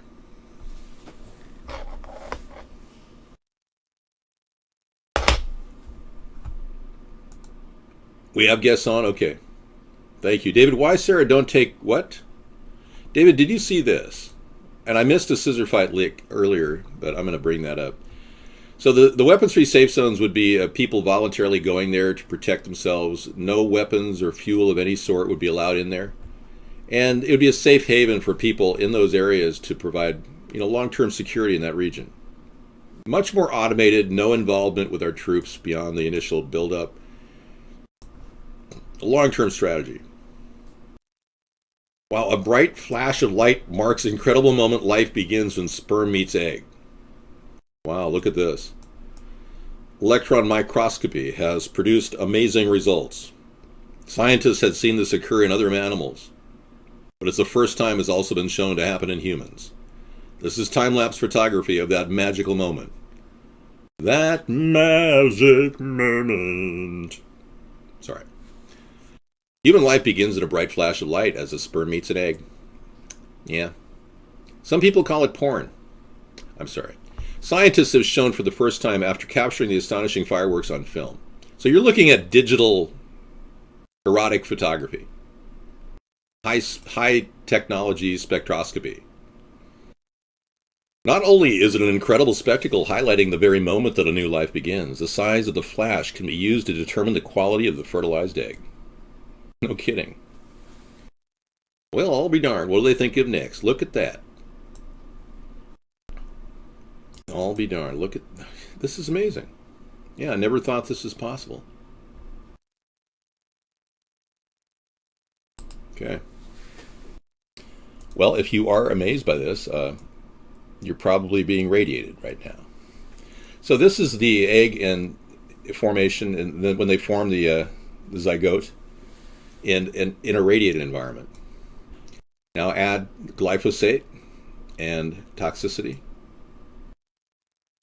and then you get the ambient child mutation. So there you go. Now that's really what's really happening right now in America. Yeah, sex is not the thing. It's replication. It's not happening. Climate change right angle on storm over central U.S. This is the phased array radar system that's been talked about by Pacific Radar, Redwood. 30th, 2016. Check this out. And right now, at 6:30 p.m., in the foothills of Los Angeles, we have a temperature of 62 degrees. The barometer is reading 29.85. I think this guy would be a great recording to just play when you're going to bed, just to listen to his voice. The relative humidity is 58%, and the dew point is 48 degrees. Sorry. Had some very, very light rain in the last 20 minutes. This guy's done a great job revealing. This is One Pacific Redwood on YouTube. He's done a great job revealing the weapons that they're using, the weather weapons, HAARP, to modify the weather and change our atmosphere. Now, what we are experiencing is a slow attack from global elitists using weather modification equipment and bypassing our government and even the ability of our government to question anything. So that's why we absolutely need a third party to get accountability from the government we have. Plus, if we want any semblance of order in in Iraq, we're never going to get that with Obama and the two-party system. Hillary Clinton and Donald Trump don't have any new solutions for the Iraqi problem, or Afghanistan for that matter. That solution may apply to also Kandahar and Kabul. Yeah, I could use Dr. Steve Brule as, let's take a look at him. Donkey is man's best friend. Okay. I think I'll pass on Steve Brule right now, but yeah. I can't take it. I will save it for later. Thank you, Scissor Fight. I can't take it seriously when a person says donkey is man's best friend. And Steve Brule, I'm not sure. Okay, when we started the show tonight, some of the best links come into our show, and I grab them right away at 5 o'clock. Alex Jones has cancer? Are you sure you're just not making that up? You're not just making that up. You're like, come on, everybody. You got to hear this story. Now, you have access to his... Oh, you remote viewed it. Oh, okay. That's ridiculous. Unless you're his doctor, I really don't want to take it seriously. Okay, let's take a look here. These two people were witnesses, two key figures in the Flint water crisis. They've recently they were found dead.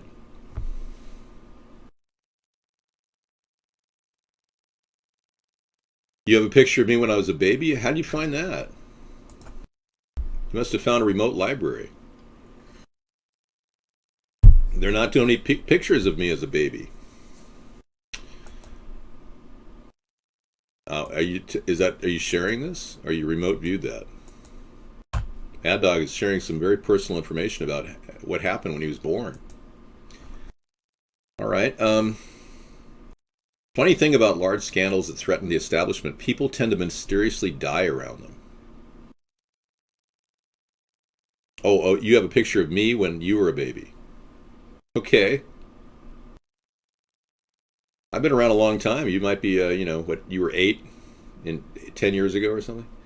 First, you have the Flint water treatment plant foreman, 43-year-old Matthew McFarland, who died suddenly Saturday, April 16th. No signs of foul play in his house. And then you've got this lovely lady who was leading on a lawsuit because she lost her daughter. 19-year-old Sasha Ivana Bell lost her, child, I'm not sure it was a daughter, to the lead poisoning in Flint. Her 16-month-old son, thank you. One of the 220 lead-poisoned children involved in the now 98 lawsuits in the Flint, Michigan area. So now they're both dead. So apparently people want to get rid of the lead activists in this case. Isn't that amazing? Are you fazed? Have you lost any sleep over this yet? What if you were drinking lead? Then it gets personal, right? Well, that's kind of how war is. When your son or daughter is called in and you are receiving a draft call, and like my family had, every family in America had to endure this back in the 1960s.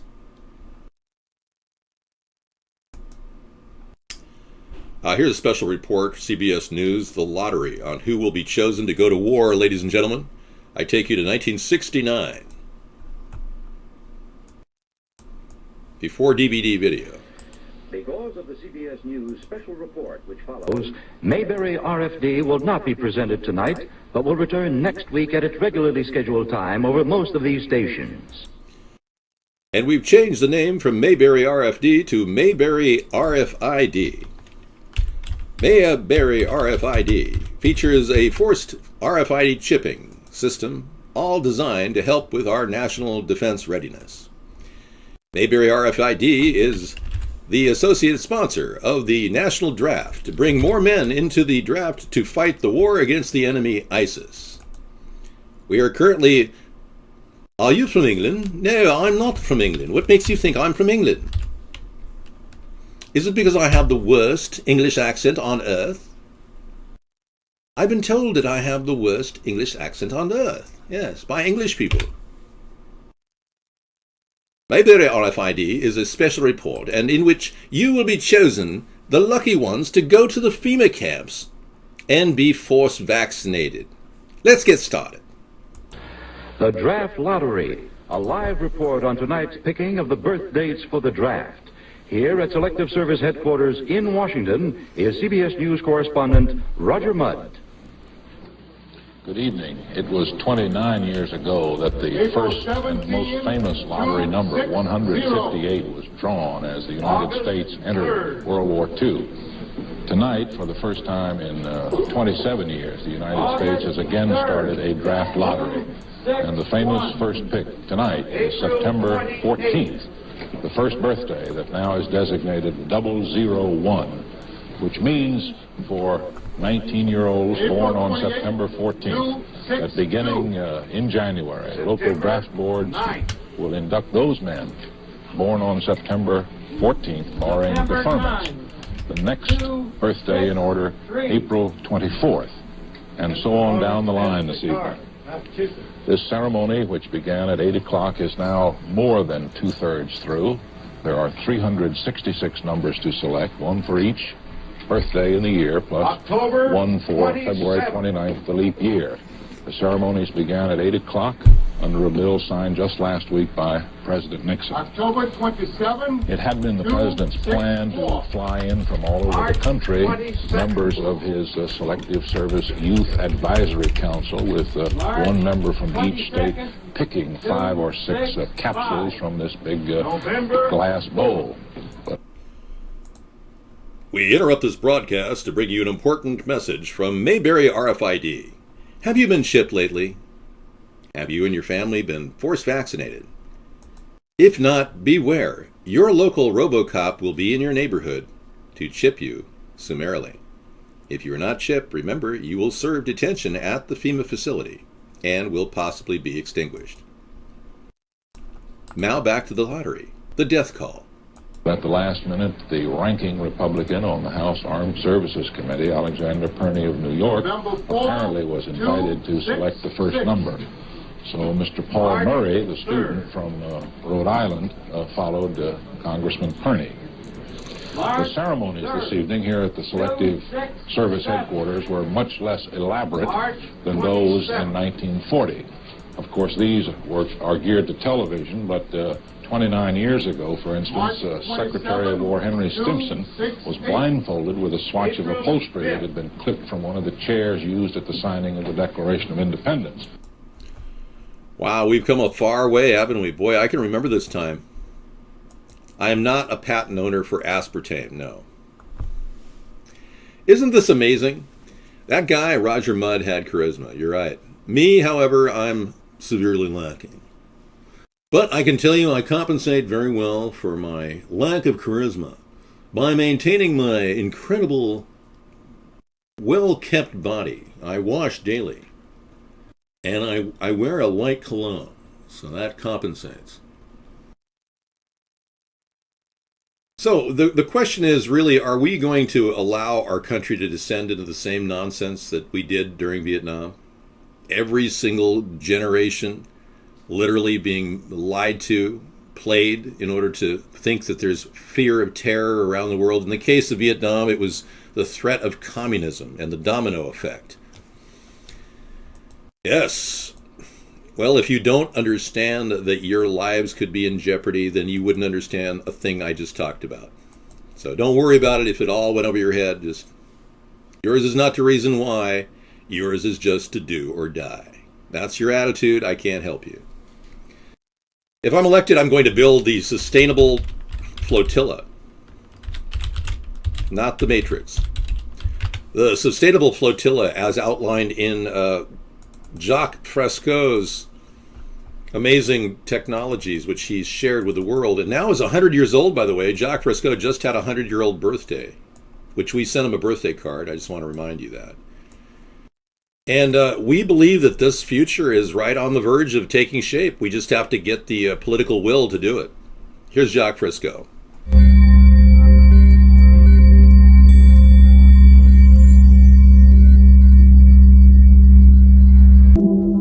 What the Venus Project proposes is an entirely different system that's updated to present-day knowledge. We've never given scientists the problem of how do you design a society which would eliminate boring and monotonous jobs, that would eliminate accidents in transportation, that would enable people to have a high standard of living, that would eliminate poisons in our food, that would give us other sources of energy that are clean and efficient. When we understand that it is technology devised by human ingenuity which frees humanity and increases our quality of life, we then realize that the most important focus we can have is on the intelligent management of the Earth's resources. If you want a world without war, without hatred, with reduced crime, considerably reduced crime, then you must declare all of the Earth's resources as the common heritage of all the world's people. Anything less than that will be a repetition of the same cycle of problems. But there's no end to the possibilities, which I think haven't even begun yet. The civilized world hasn't even begun to get off the ground. The jobs that will be accomplished in the future, the marvels, the technology to come is unbelievable. And it's about high time we get off our self-centered, self-seeking, self-advantageous designs and get on with the social job that has to be done, namely the reclamation of the environment and human beings as well. So we welcome everybody's participation.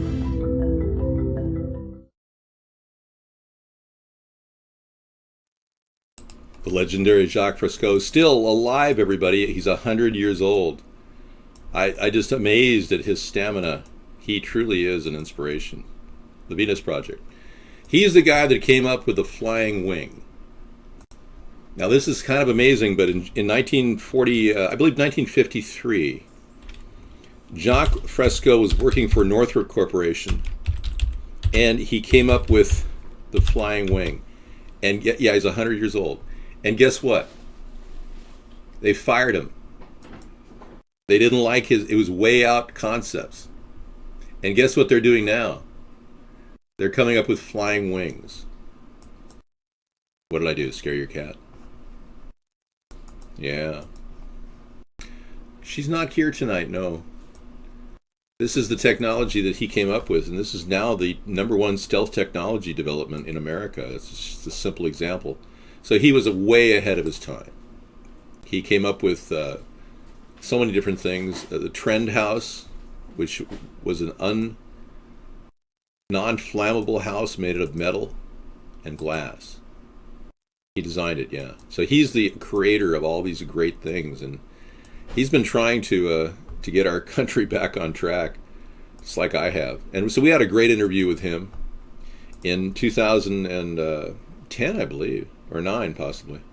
We talked to him and Roxanne Meadows on the phone for about 2.5 hours. It's really nice. I have the interview blog notes if you want to actually see it, or hear it rather.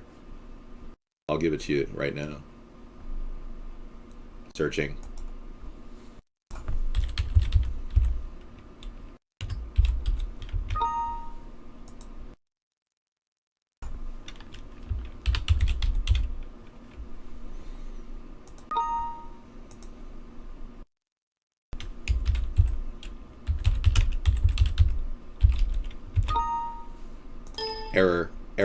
Error. Wrong blog notes. Yeah, I've got 2 sets of blog notes. I just remembered I have the older set. Thank you. 2015 blog notes. That's where it is. Yeah. All right. Bingo. All right, here we go, everybody. You can listen to the 2.5-hour interview anytime you want. It's Jacques Fresco. So he doesn't really have a plan to finance this. He's just a dreamer, frankly. But he's a brilliant dreamer. He's a wonderful futurist, and we at least have something to look forward to as human beings instead of just endless chemical destruction of the atmosphere. I mean, if we didn't see people like Jacques Fresco in our lifetime or hear about them, we would all think we were mindless rodents running through a tunnel to get to the next piece of food that the elitists put out for us.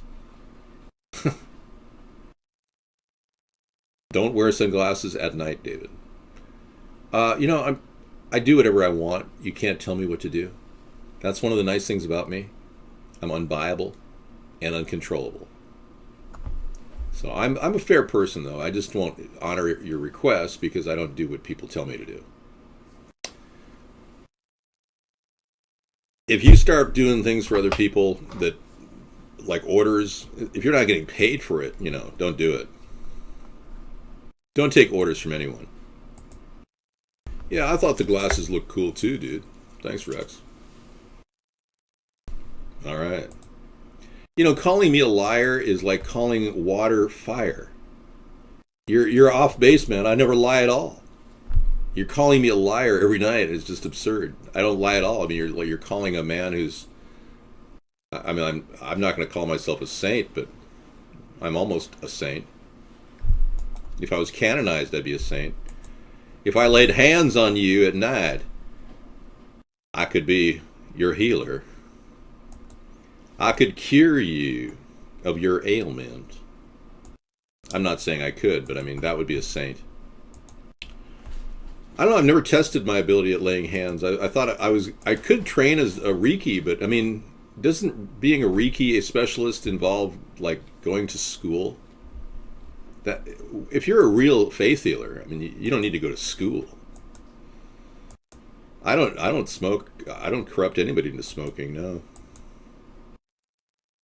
Oh, she was looking smoking hot, is what you're talking about. Yeah. Sarah will never smoke marijuana, and I don't blame her. You know, a lot of people want to avoid it, and for a good reason. It can be debilitating. If you smoke regularly, you may just sit there going, dude, I'm just so high, I can't even move, dude. You know, that's not exactly conducive to getting a job. Yeah, ask your doctor if you should smoke marijuana. Or move to a nation or a state that allows it. Oh, totally. It's totally good, like, if you get the right kind of bud, you know. Millions stripped of Second Amendment by SSA illegally. Wow. Does SSA stand for sweaty, smelly ass? Hey guys, this is Are You Ready For It? Today's Sorry. April 30th, 2016, 6:47 p.m. Central Time. This is probably one of the most important videos I will have ever made on my channel regarding the Second Amendment and kind of anything regarding anyone's rights. I'm going to try and make it as simplistic and quick as possible. Okay, well that'll be a great show we'll play tonight. Second Amendment coming up at the top of the hour. You know, I do a 3-hour show on Saturdays because, you know, I want to just relax. You know that. No, I would not have a rebroadcast on Sundays. You just go to our website. And I upload our current video to our website. If you haven't seen last night's video, it's being up. It's right there now. It's uploaded right now. Yep, we're there now. We've got it. Last night's video is up and running, everybody. You've got it over here. Yeah, I do an upload every night later after the show now. One of one is uploaded, and let's see if it's published. It's published, yeah. It's almost like tonight. Same background. We didn't change much. I look like I'm half asleep there. Cool. Sundays are dull here without you. Oh, really? I'm so sorry. Well, you know, why don't I just activate my bathroom cam? You know, you could just watch me in the toilet or in the shower. Wouldn't that be better? I'll take the day off for rest. No one is in the shower. No one is touching themselves indecently. It is a day of eternal rest. No, it does not have touch-o-vision either. Yeah, so why don't I just activate the bathroom cam and that'll keep you going for the whole day. You'll be looking at the wall of the shower, you know. And the toilet flushes, but nobody's here. We're all worshiping. Yeah, it's just who wants to stare at an empty toilet bowl in a shower, an empty shower? You mean you would be here for an entire day, just waiting for somebody to take a shower in it? Would you sit and watch a camera and like for 12 hours just to wait to see if somebody goes in and takes a shower? You probably would, wouldn't you? Don't answer that. Yeah, that's dangerous. I know. So this is a big thing. When the Indians felt that they had their land taken away, we've now given them no real solution. So I will be looking at possibly an open new treaty with the Native American tribes around the country. I would like to offer them a place in the great country that we have that would be an honorary land for all Native Americans to go and have a place to worship whatever they want to worship. A large, vast area. What would be a good place for the Native Americans? Maybe South Dakota? Maybe Alaska?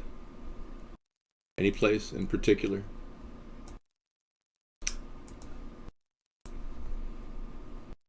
You ever feel trapped, like you're in a box? You know, sometimes you notice that this is an illusion. This is a topological illusion. It looks like the box is going in and going out at the same time. Isn't that amazing?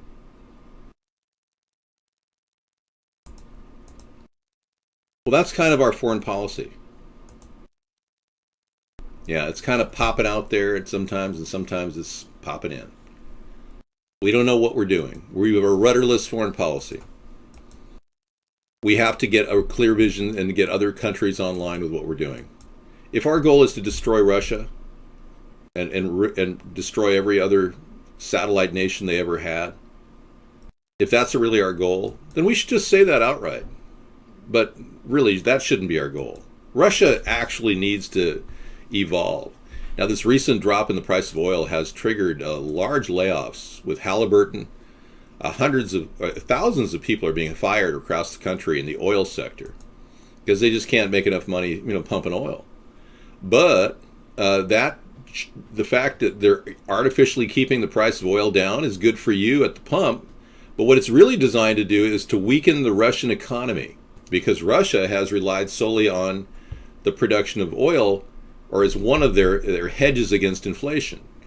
So whatever's going on with the low price of gas is actually almost like an economic hit on Russia. And these people are playing hardball, and Russia knows it. That's why recently today, China recently said they wouldn't allow one of our ships in their harbor. So they're starting to do some real strong Cold War era maneuvers with our country. Now, our country seems to be doing the bidding of the IMF and the World Bank. We seem to have a connection to those organizations through the Federal Reserve, a private corporation of central bankers. And our government was never designed to do that. But we managed to sit back and let these bankers maneuver in, and they got control over our government's printing of money. And they use that as a tool to keep us involved in the credit leverage the elitists are using from the World Bank. Our country could be autonomous. We've got so much capital and so much service economy that we could literally call the shots around the world and detangle and depeg from our relationship with the IMF and the World Bank. But nobody in our government even understands what I'm saying, so it's kind of a moot point. Let's move on. We've almost reached the end of our show. Trump's not going to do anything, Jello Beans. Trump is a crony of the Federal Reserve. He is absolutely the answer they're looking for. They want a person who will stand by them and let them continue borrowing money and start wars. And that's how imbecilic your statement was. I had to purge it. Plus, you can't talk about Trump here. It's a purgeable offense.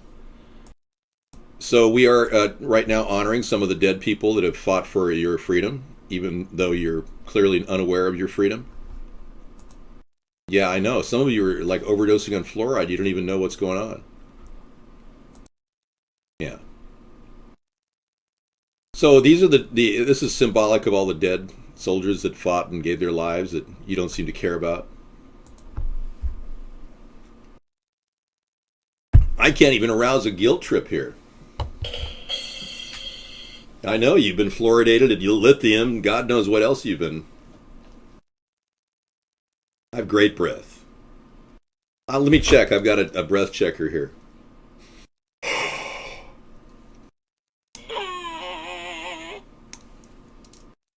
I said no. You're right. I need to freshen up.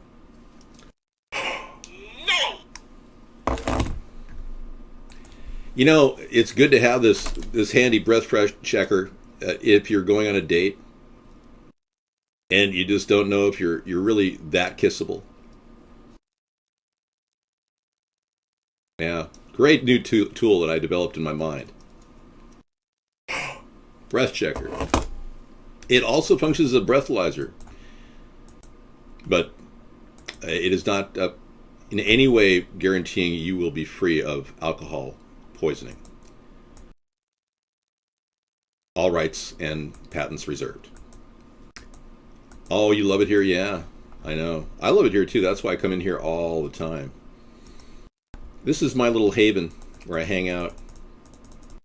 I check chat. I do respond instantaneously to chat because of my program is designed to interact with everyone around me at all times.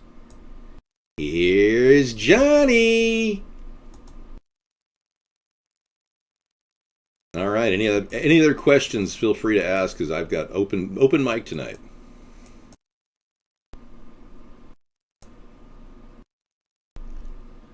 Okay. This has been awesome, though. I can tell all of you are standing behind the third party and will not vote for these corporate elitists like Hillary Clinton and Bernie Sanders.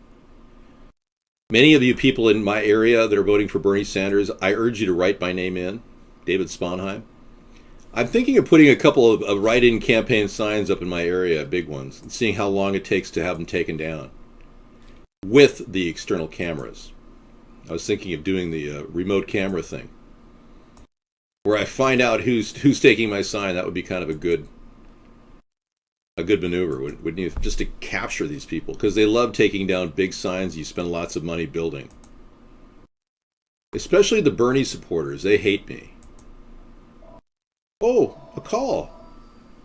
Speak of the devil. You want to get that, Sarah? Oh, thank you. Bless you. Usually you vote for Pat Paulson. Pat Paulson had a good campaign going. He had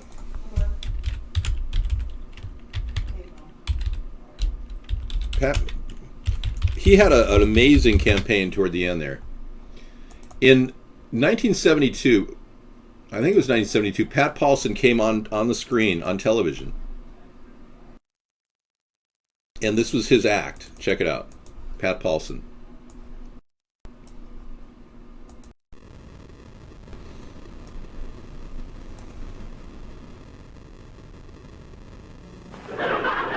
Since our show tonight is so strong,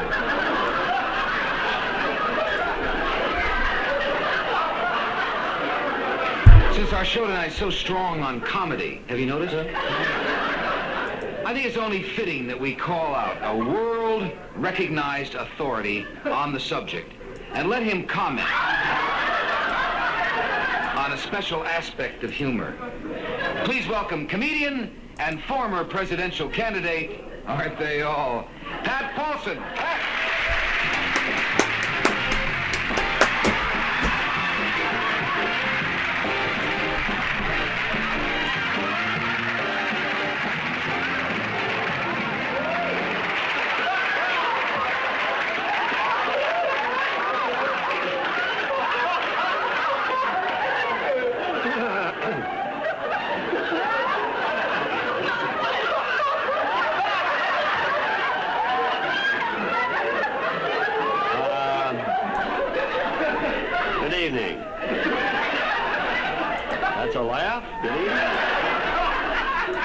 Tonight I'd like to talk about ethnic humor. I really think it's terrible what's happening in this country and jokes they make about minorities. I'd like to give you some examples of this bigoted humor. For instance, a joke I heard recently about my Polish friends. Why are there two pallbearers at a Polish funeral? Because it only takes two men to carry a garbage can.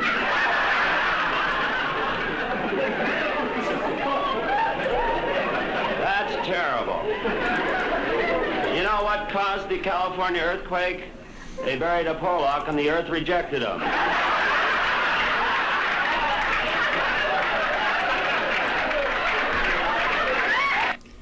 All right, so when I did my blackface routine, I wasn't in any way doing anything. That was funny at a time in our country when people laughed at Pat Paulson. But the fact is that back then they understood freedom of speech. Now people don't understand freedom of speech. They don't get it. So obviously this is a bare minimum of what he did. And I'm not racist, and neither was Pat Paulson. You're completely misunderstanding. Many of you still don't understand what freedom of speech is. You don't get that. You simply don't get it. You simply don't even understand what freedom of speech is. Many of you say there should be a law preventing people from saying hateful things. That undermines our Constitution. You should move to England, where we left that country because of laws like that. So if you think for a second that the Democrats and their political correctness can rule over freedom of speech, which is built into the very order of our country's laws, the Constitution of the United States, then you got another thing coming, because you have lost that war automatically. If you think you can push for gun control, Hillary Clinton, and literally try to take our guns away, or you too, Donald Trump, you're going against the very core of what this country stands for, our Second Amendment. You have to pass an amendment to overturn an amendment. If you think that you can ID Muslims simply because they're religious, and in your mind you don't like them, that's a complete abridgment of our freedoms outlined in this wonderful document. So, yeah, it's really a question of who can use that document to keep these interlopers from taking over our country. And I will be the one to use it, apparently. I wanted to exert my freedom of speech, and I did it, and I'm proud of it.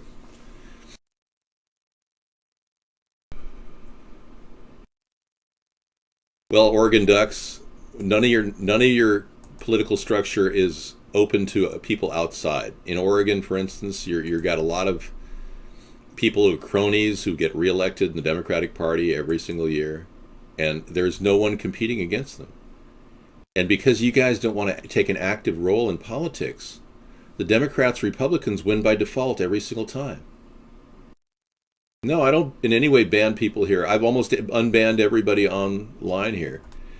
The purge thing is only because people are trying to demoralize others, especially me or my supporters. You cannot demoralize anyone here. No, you can't demoralize Monkey Times either. I will stand up. Hey, Shrek! I will defend you guys, you supporters, if you're indeed a supporter. But Monkey Times, you're a communist, aren't you? Yeah, I try to answer your question, Oregon. You know, you got a very limited amount of participation in American government right now. Part of it's due to the fact that we're being... I thank you, Cratchit.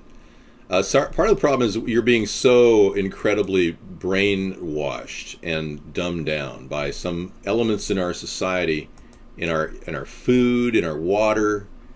God knows what they're sticking in our air and the chemtrails they're dumping on us. But it's bound to affect your ability to make critical decision making and critical thinking of choices. So, yeah, many of you are just kind of right on the verge of barely able to get up in the morning and go to work. And I'm not criticizing you, I'm telling you that's what's happening. Sarah has this wild cell phones. So you're having a hard time just getting up in the morning. I ended up getting up a little too early, and I hit my knuckle on a door when I was trying to open a handle, and I scuffed my finger here. Yeah, and so nothing's perfect in this world, and I'm not criticizing you for being, eating tap water or drinking tap water. Okay. Trump is Illuminati propaganda, I agree. The Fed essentially owns Trump. He wouldn't have gotten out of 4 corporate bankruptcies if he wasn't owned. They've underwritten him every time. So I knew something was going on back when he got out of the first corporate bankruptcies, Resorts International. That, incidentally, my family lost about 10 grand. And that was 45 years ago. So, well, not quite.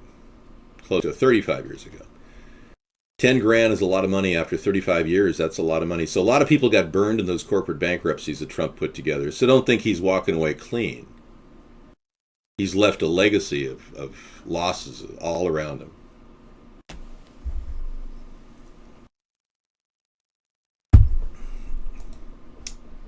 Well, by just talking about things on a nightly basis, we open the door to new ideas, that's for sure. But we're not going to be able to solve America's problems if we just sit there and go, oh yeah, well, I don't really care, whatever. We are literally at that point. Hey, doggy. China has confirmed that they have a missile that'll go Mach 10.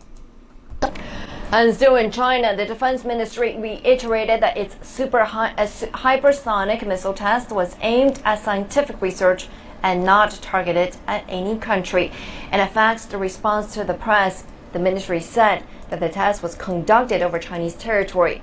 Earlier, a U.S. website reported that the hypersonic missile was detected last week flying at 10 times the speed of sound, that is about 12,000 kilometers an hour. A spokesperson for the U.S. Defense Department told the newspaper that it was aware of this test. The website Free Beacon said the test made China the second country after the United States to have successfully tested a hypersonic delivery vehicle which is able to carry nuclear warheads at a speed above Mach 10. Okay. So that's undefendable. We have possibly some laser equipment that could take it out. Yeah, we have the ability. When you look back on Ronald Reagan and remember when he talked, well, we need a Star Wars defense system.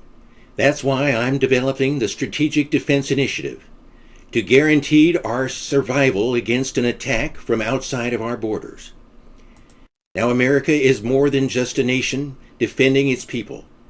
We are also setting a precedent for the rest of the world and making sure that every other nation shares this technology. That was a pretty bold thing, the Strategic Defense Initiative. He actually was going to share technology. They didn't like Reagan. They got rid of him, or tried to. John Hinckley shot him, you know. Well, you're not just getting David Sponheim, you're getting Ronald Reagan and a few other presidential candidates as well. No, my lethal electric fence is kid safe. We've assured that no children will be hurt. Yes. There'll be large rolls of barbed wire ahead of the lethal electric part. They won't get near it. Well, thank you, Schmeckel. So, as you can see, we are clearly at a verge where, Mach 10, China could easily hit our nation with a nuke rather quickly. I mean, seriously. I don't want to do Nancy Reagan. She just died. I'm not into that. Let's see. You live in D.C. at the time. Looked like Hinckley. I got somebody. Yeah, this is the thing, Cretchit. John Hinckley Jr. is out on bail. Almost. He has a work program where he goes home now. They cut a really good deal for him. Yeah, name one person who's attempted to assassinate a president who goes home and does shopping with his mom and dad. Seriously. Well, the fact is, he had a good deal going because he was at a party with George H.W. Bush the night before. John Hinckley, that information never got to the trial. Yes, I support you. Help me help you, Jacket Pockets. Help me help you. Help us. Yeah, so, they wanted to get rid of Ronald Reagan. They didn't like his Strategic Defense Initiative. It was a little too out there. Sharing information. I mean, the FBI, the CIA, they would never want to do that.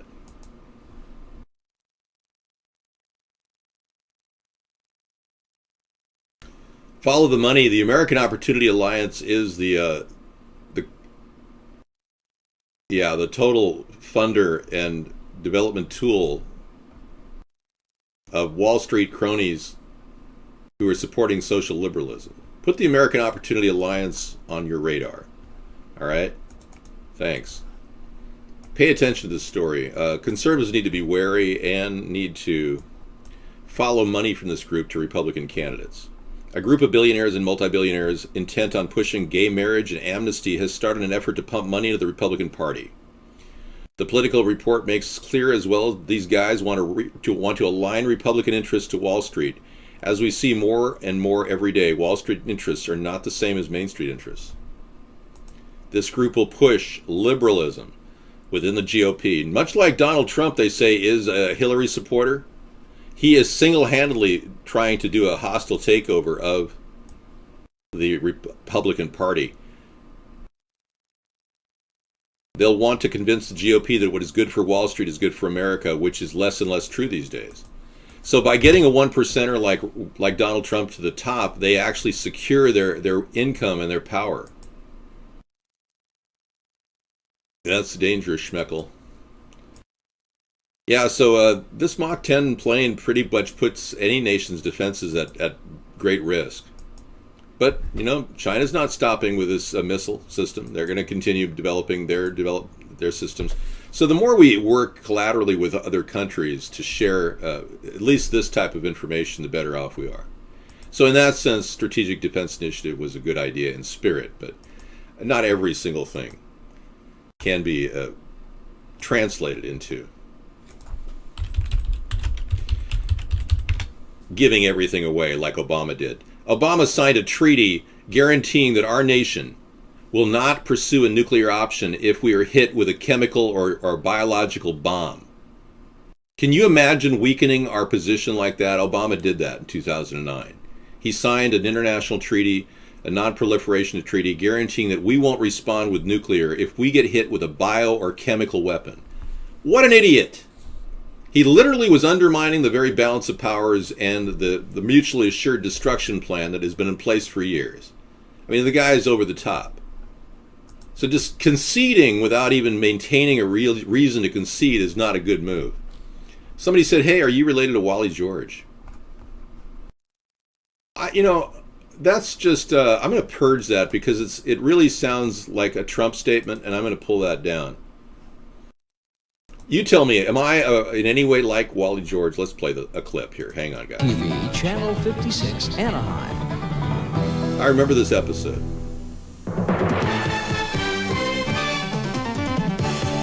Are you ready to get on the hot seat with Wally George? Hang on for the wildest, most controversial talk show on television, featuring enthusiastic participation from our live studio audience and interviews with provocative newsmaker guests.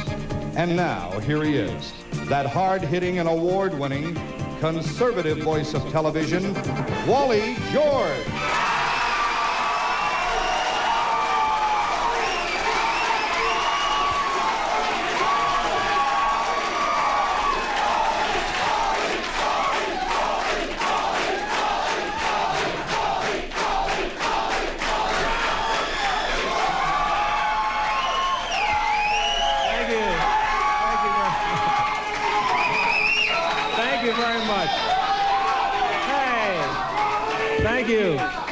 Thank you very much.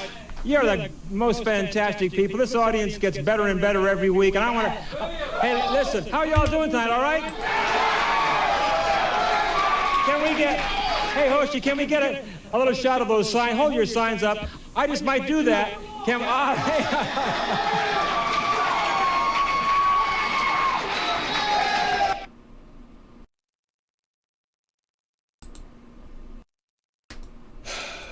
Denigrating us, to claiming that I look or act like Wally George, a known arch right-wing conservative, is not fair. It really isn't. I feel like that's another attempt to demoralize me. Clearly, I have more blonde hair than he does. I'm not staying late. No, I'm going to be staying until 9:30. I'm doing a little extended show here. I'm not in any way finding chat horrific. I've been scanning chat. It looks pretty dang good. Yeah. So far, many of you have behaved very well in the chat show. I should give you an award for being so nice. Why don't you go ahead and wash your hands on me? Literally.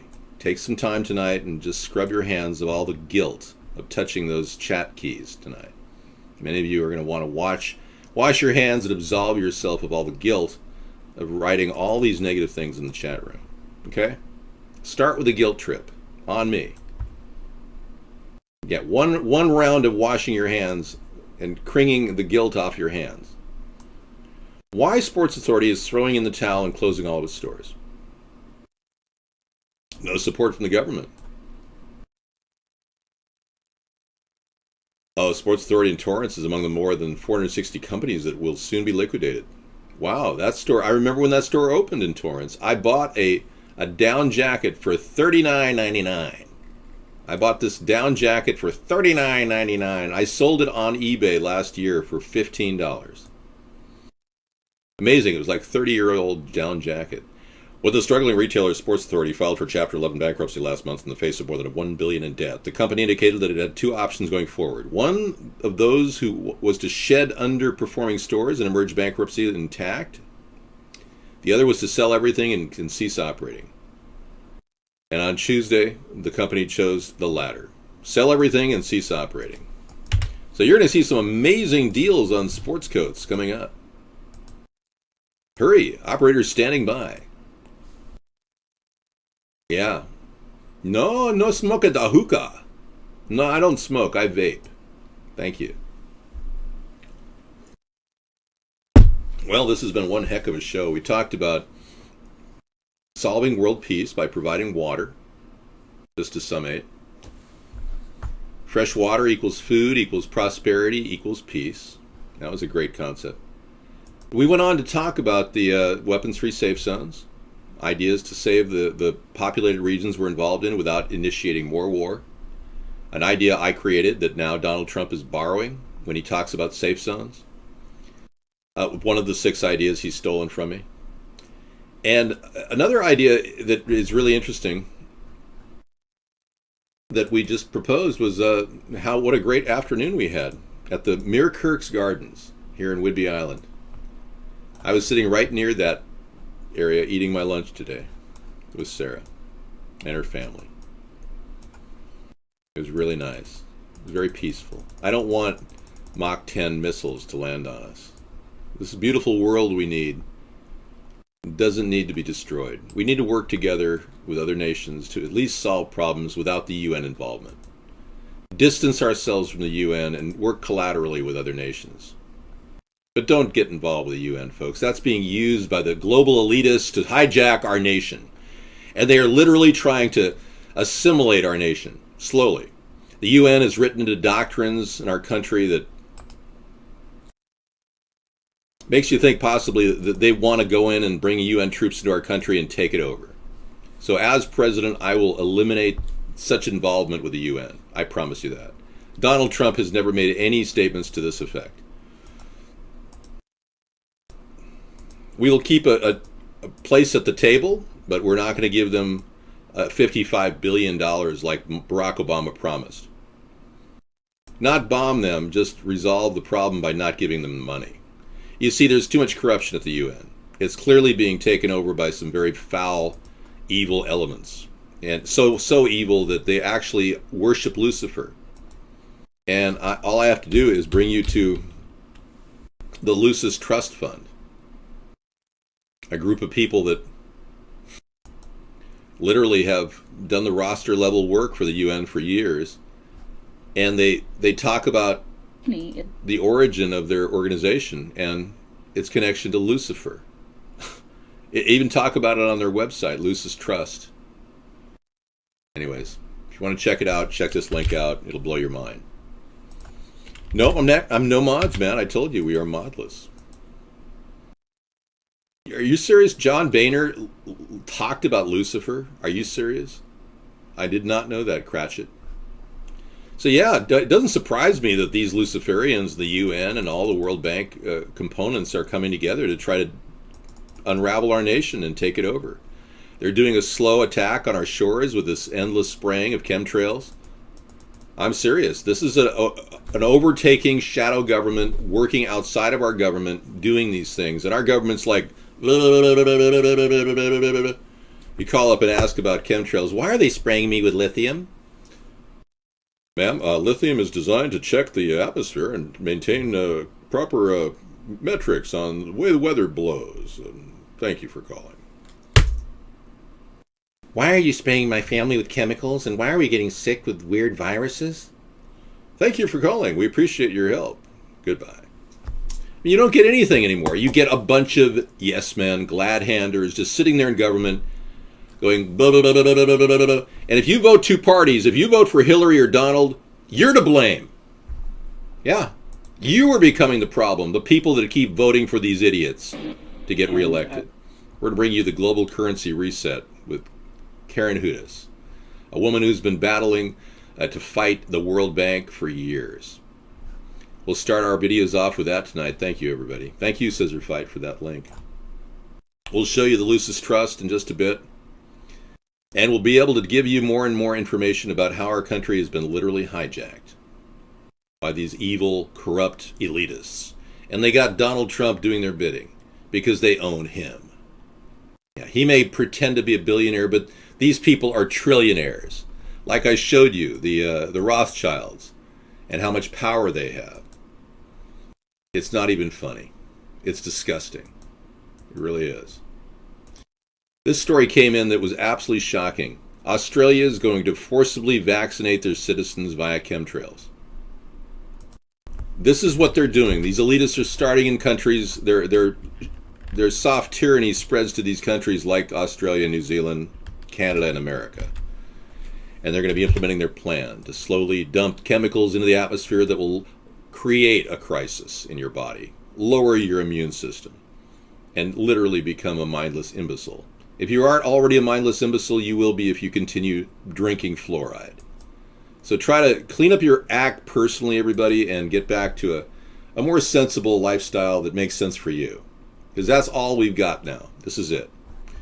We've got the idea of sustainability, because we waited for our government long enough to create new jobs, and they didn't come around with new jobs. We waited for our government long enough to stop paying off corporate elitists. They keep doing that. So the American people are learning how to make money, how to survive, how to build a mixed economy and trade and barter. They are surviving. And there's no way you can take that back from them, because this country is great. And we're going to make it greater. We don't have to make America great again. We already are great. And if people, rich 1%ers like Donald Trump, who are sucking off the corporate tit, have the audacity to say that we aren't great, they don't even know who we are. They have no idea how hard the American people work to stay afloat in this economy. And he should be ashamed of himself saying that he wants to make America great again. We are great. And bravo. And thank you, everybody, for coming in tonight. We'll be back tomorrow, or actually Monday, with Conspiracy Monday. Tomorrow's my day off. All right, thanks for coming in. We'll see you again on Monday. Take care. We can't stop and we won't stop. We're gonna dance all night, bring it on to the sunlight. We can't stop, we can't stop, we can't stop. So let's be clear. In this coming election year, please vote for David Sponheim, America's third party.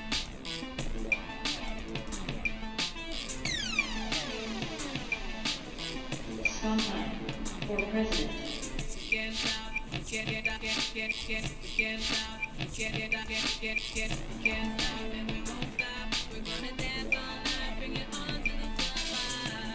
Hey guys, this is Are You Ready For It? Today's April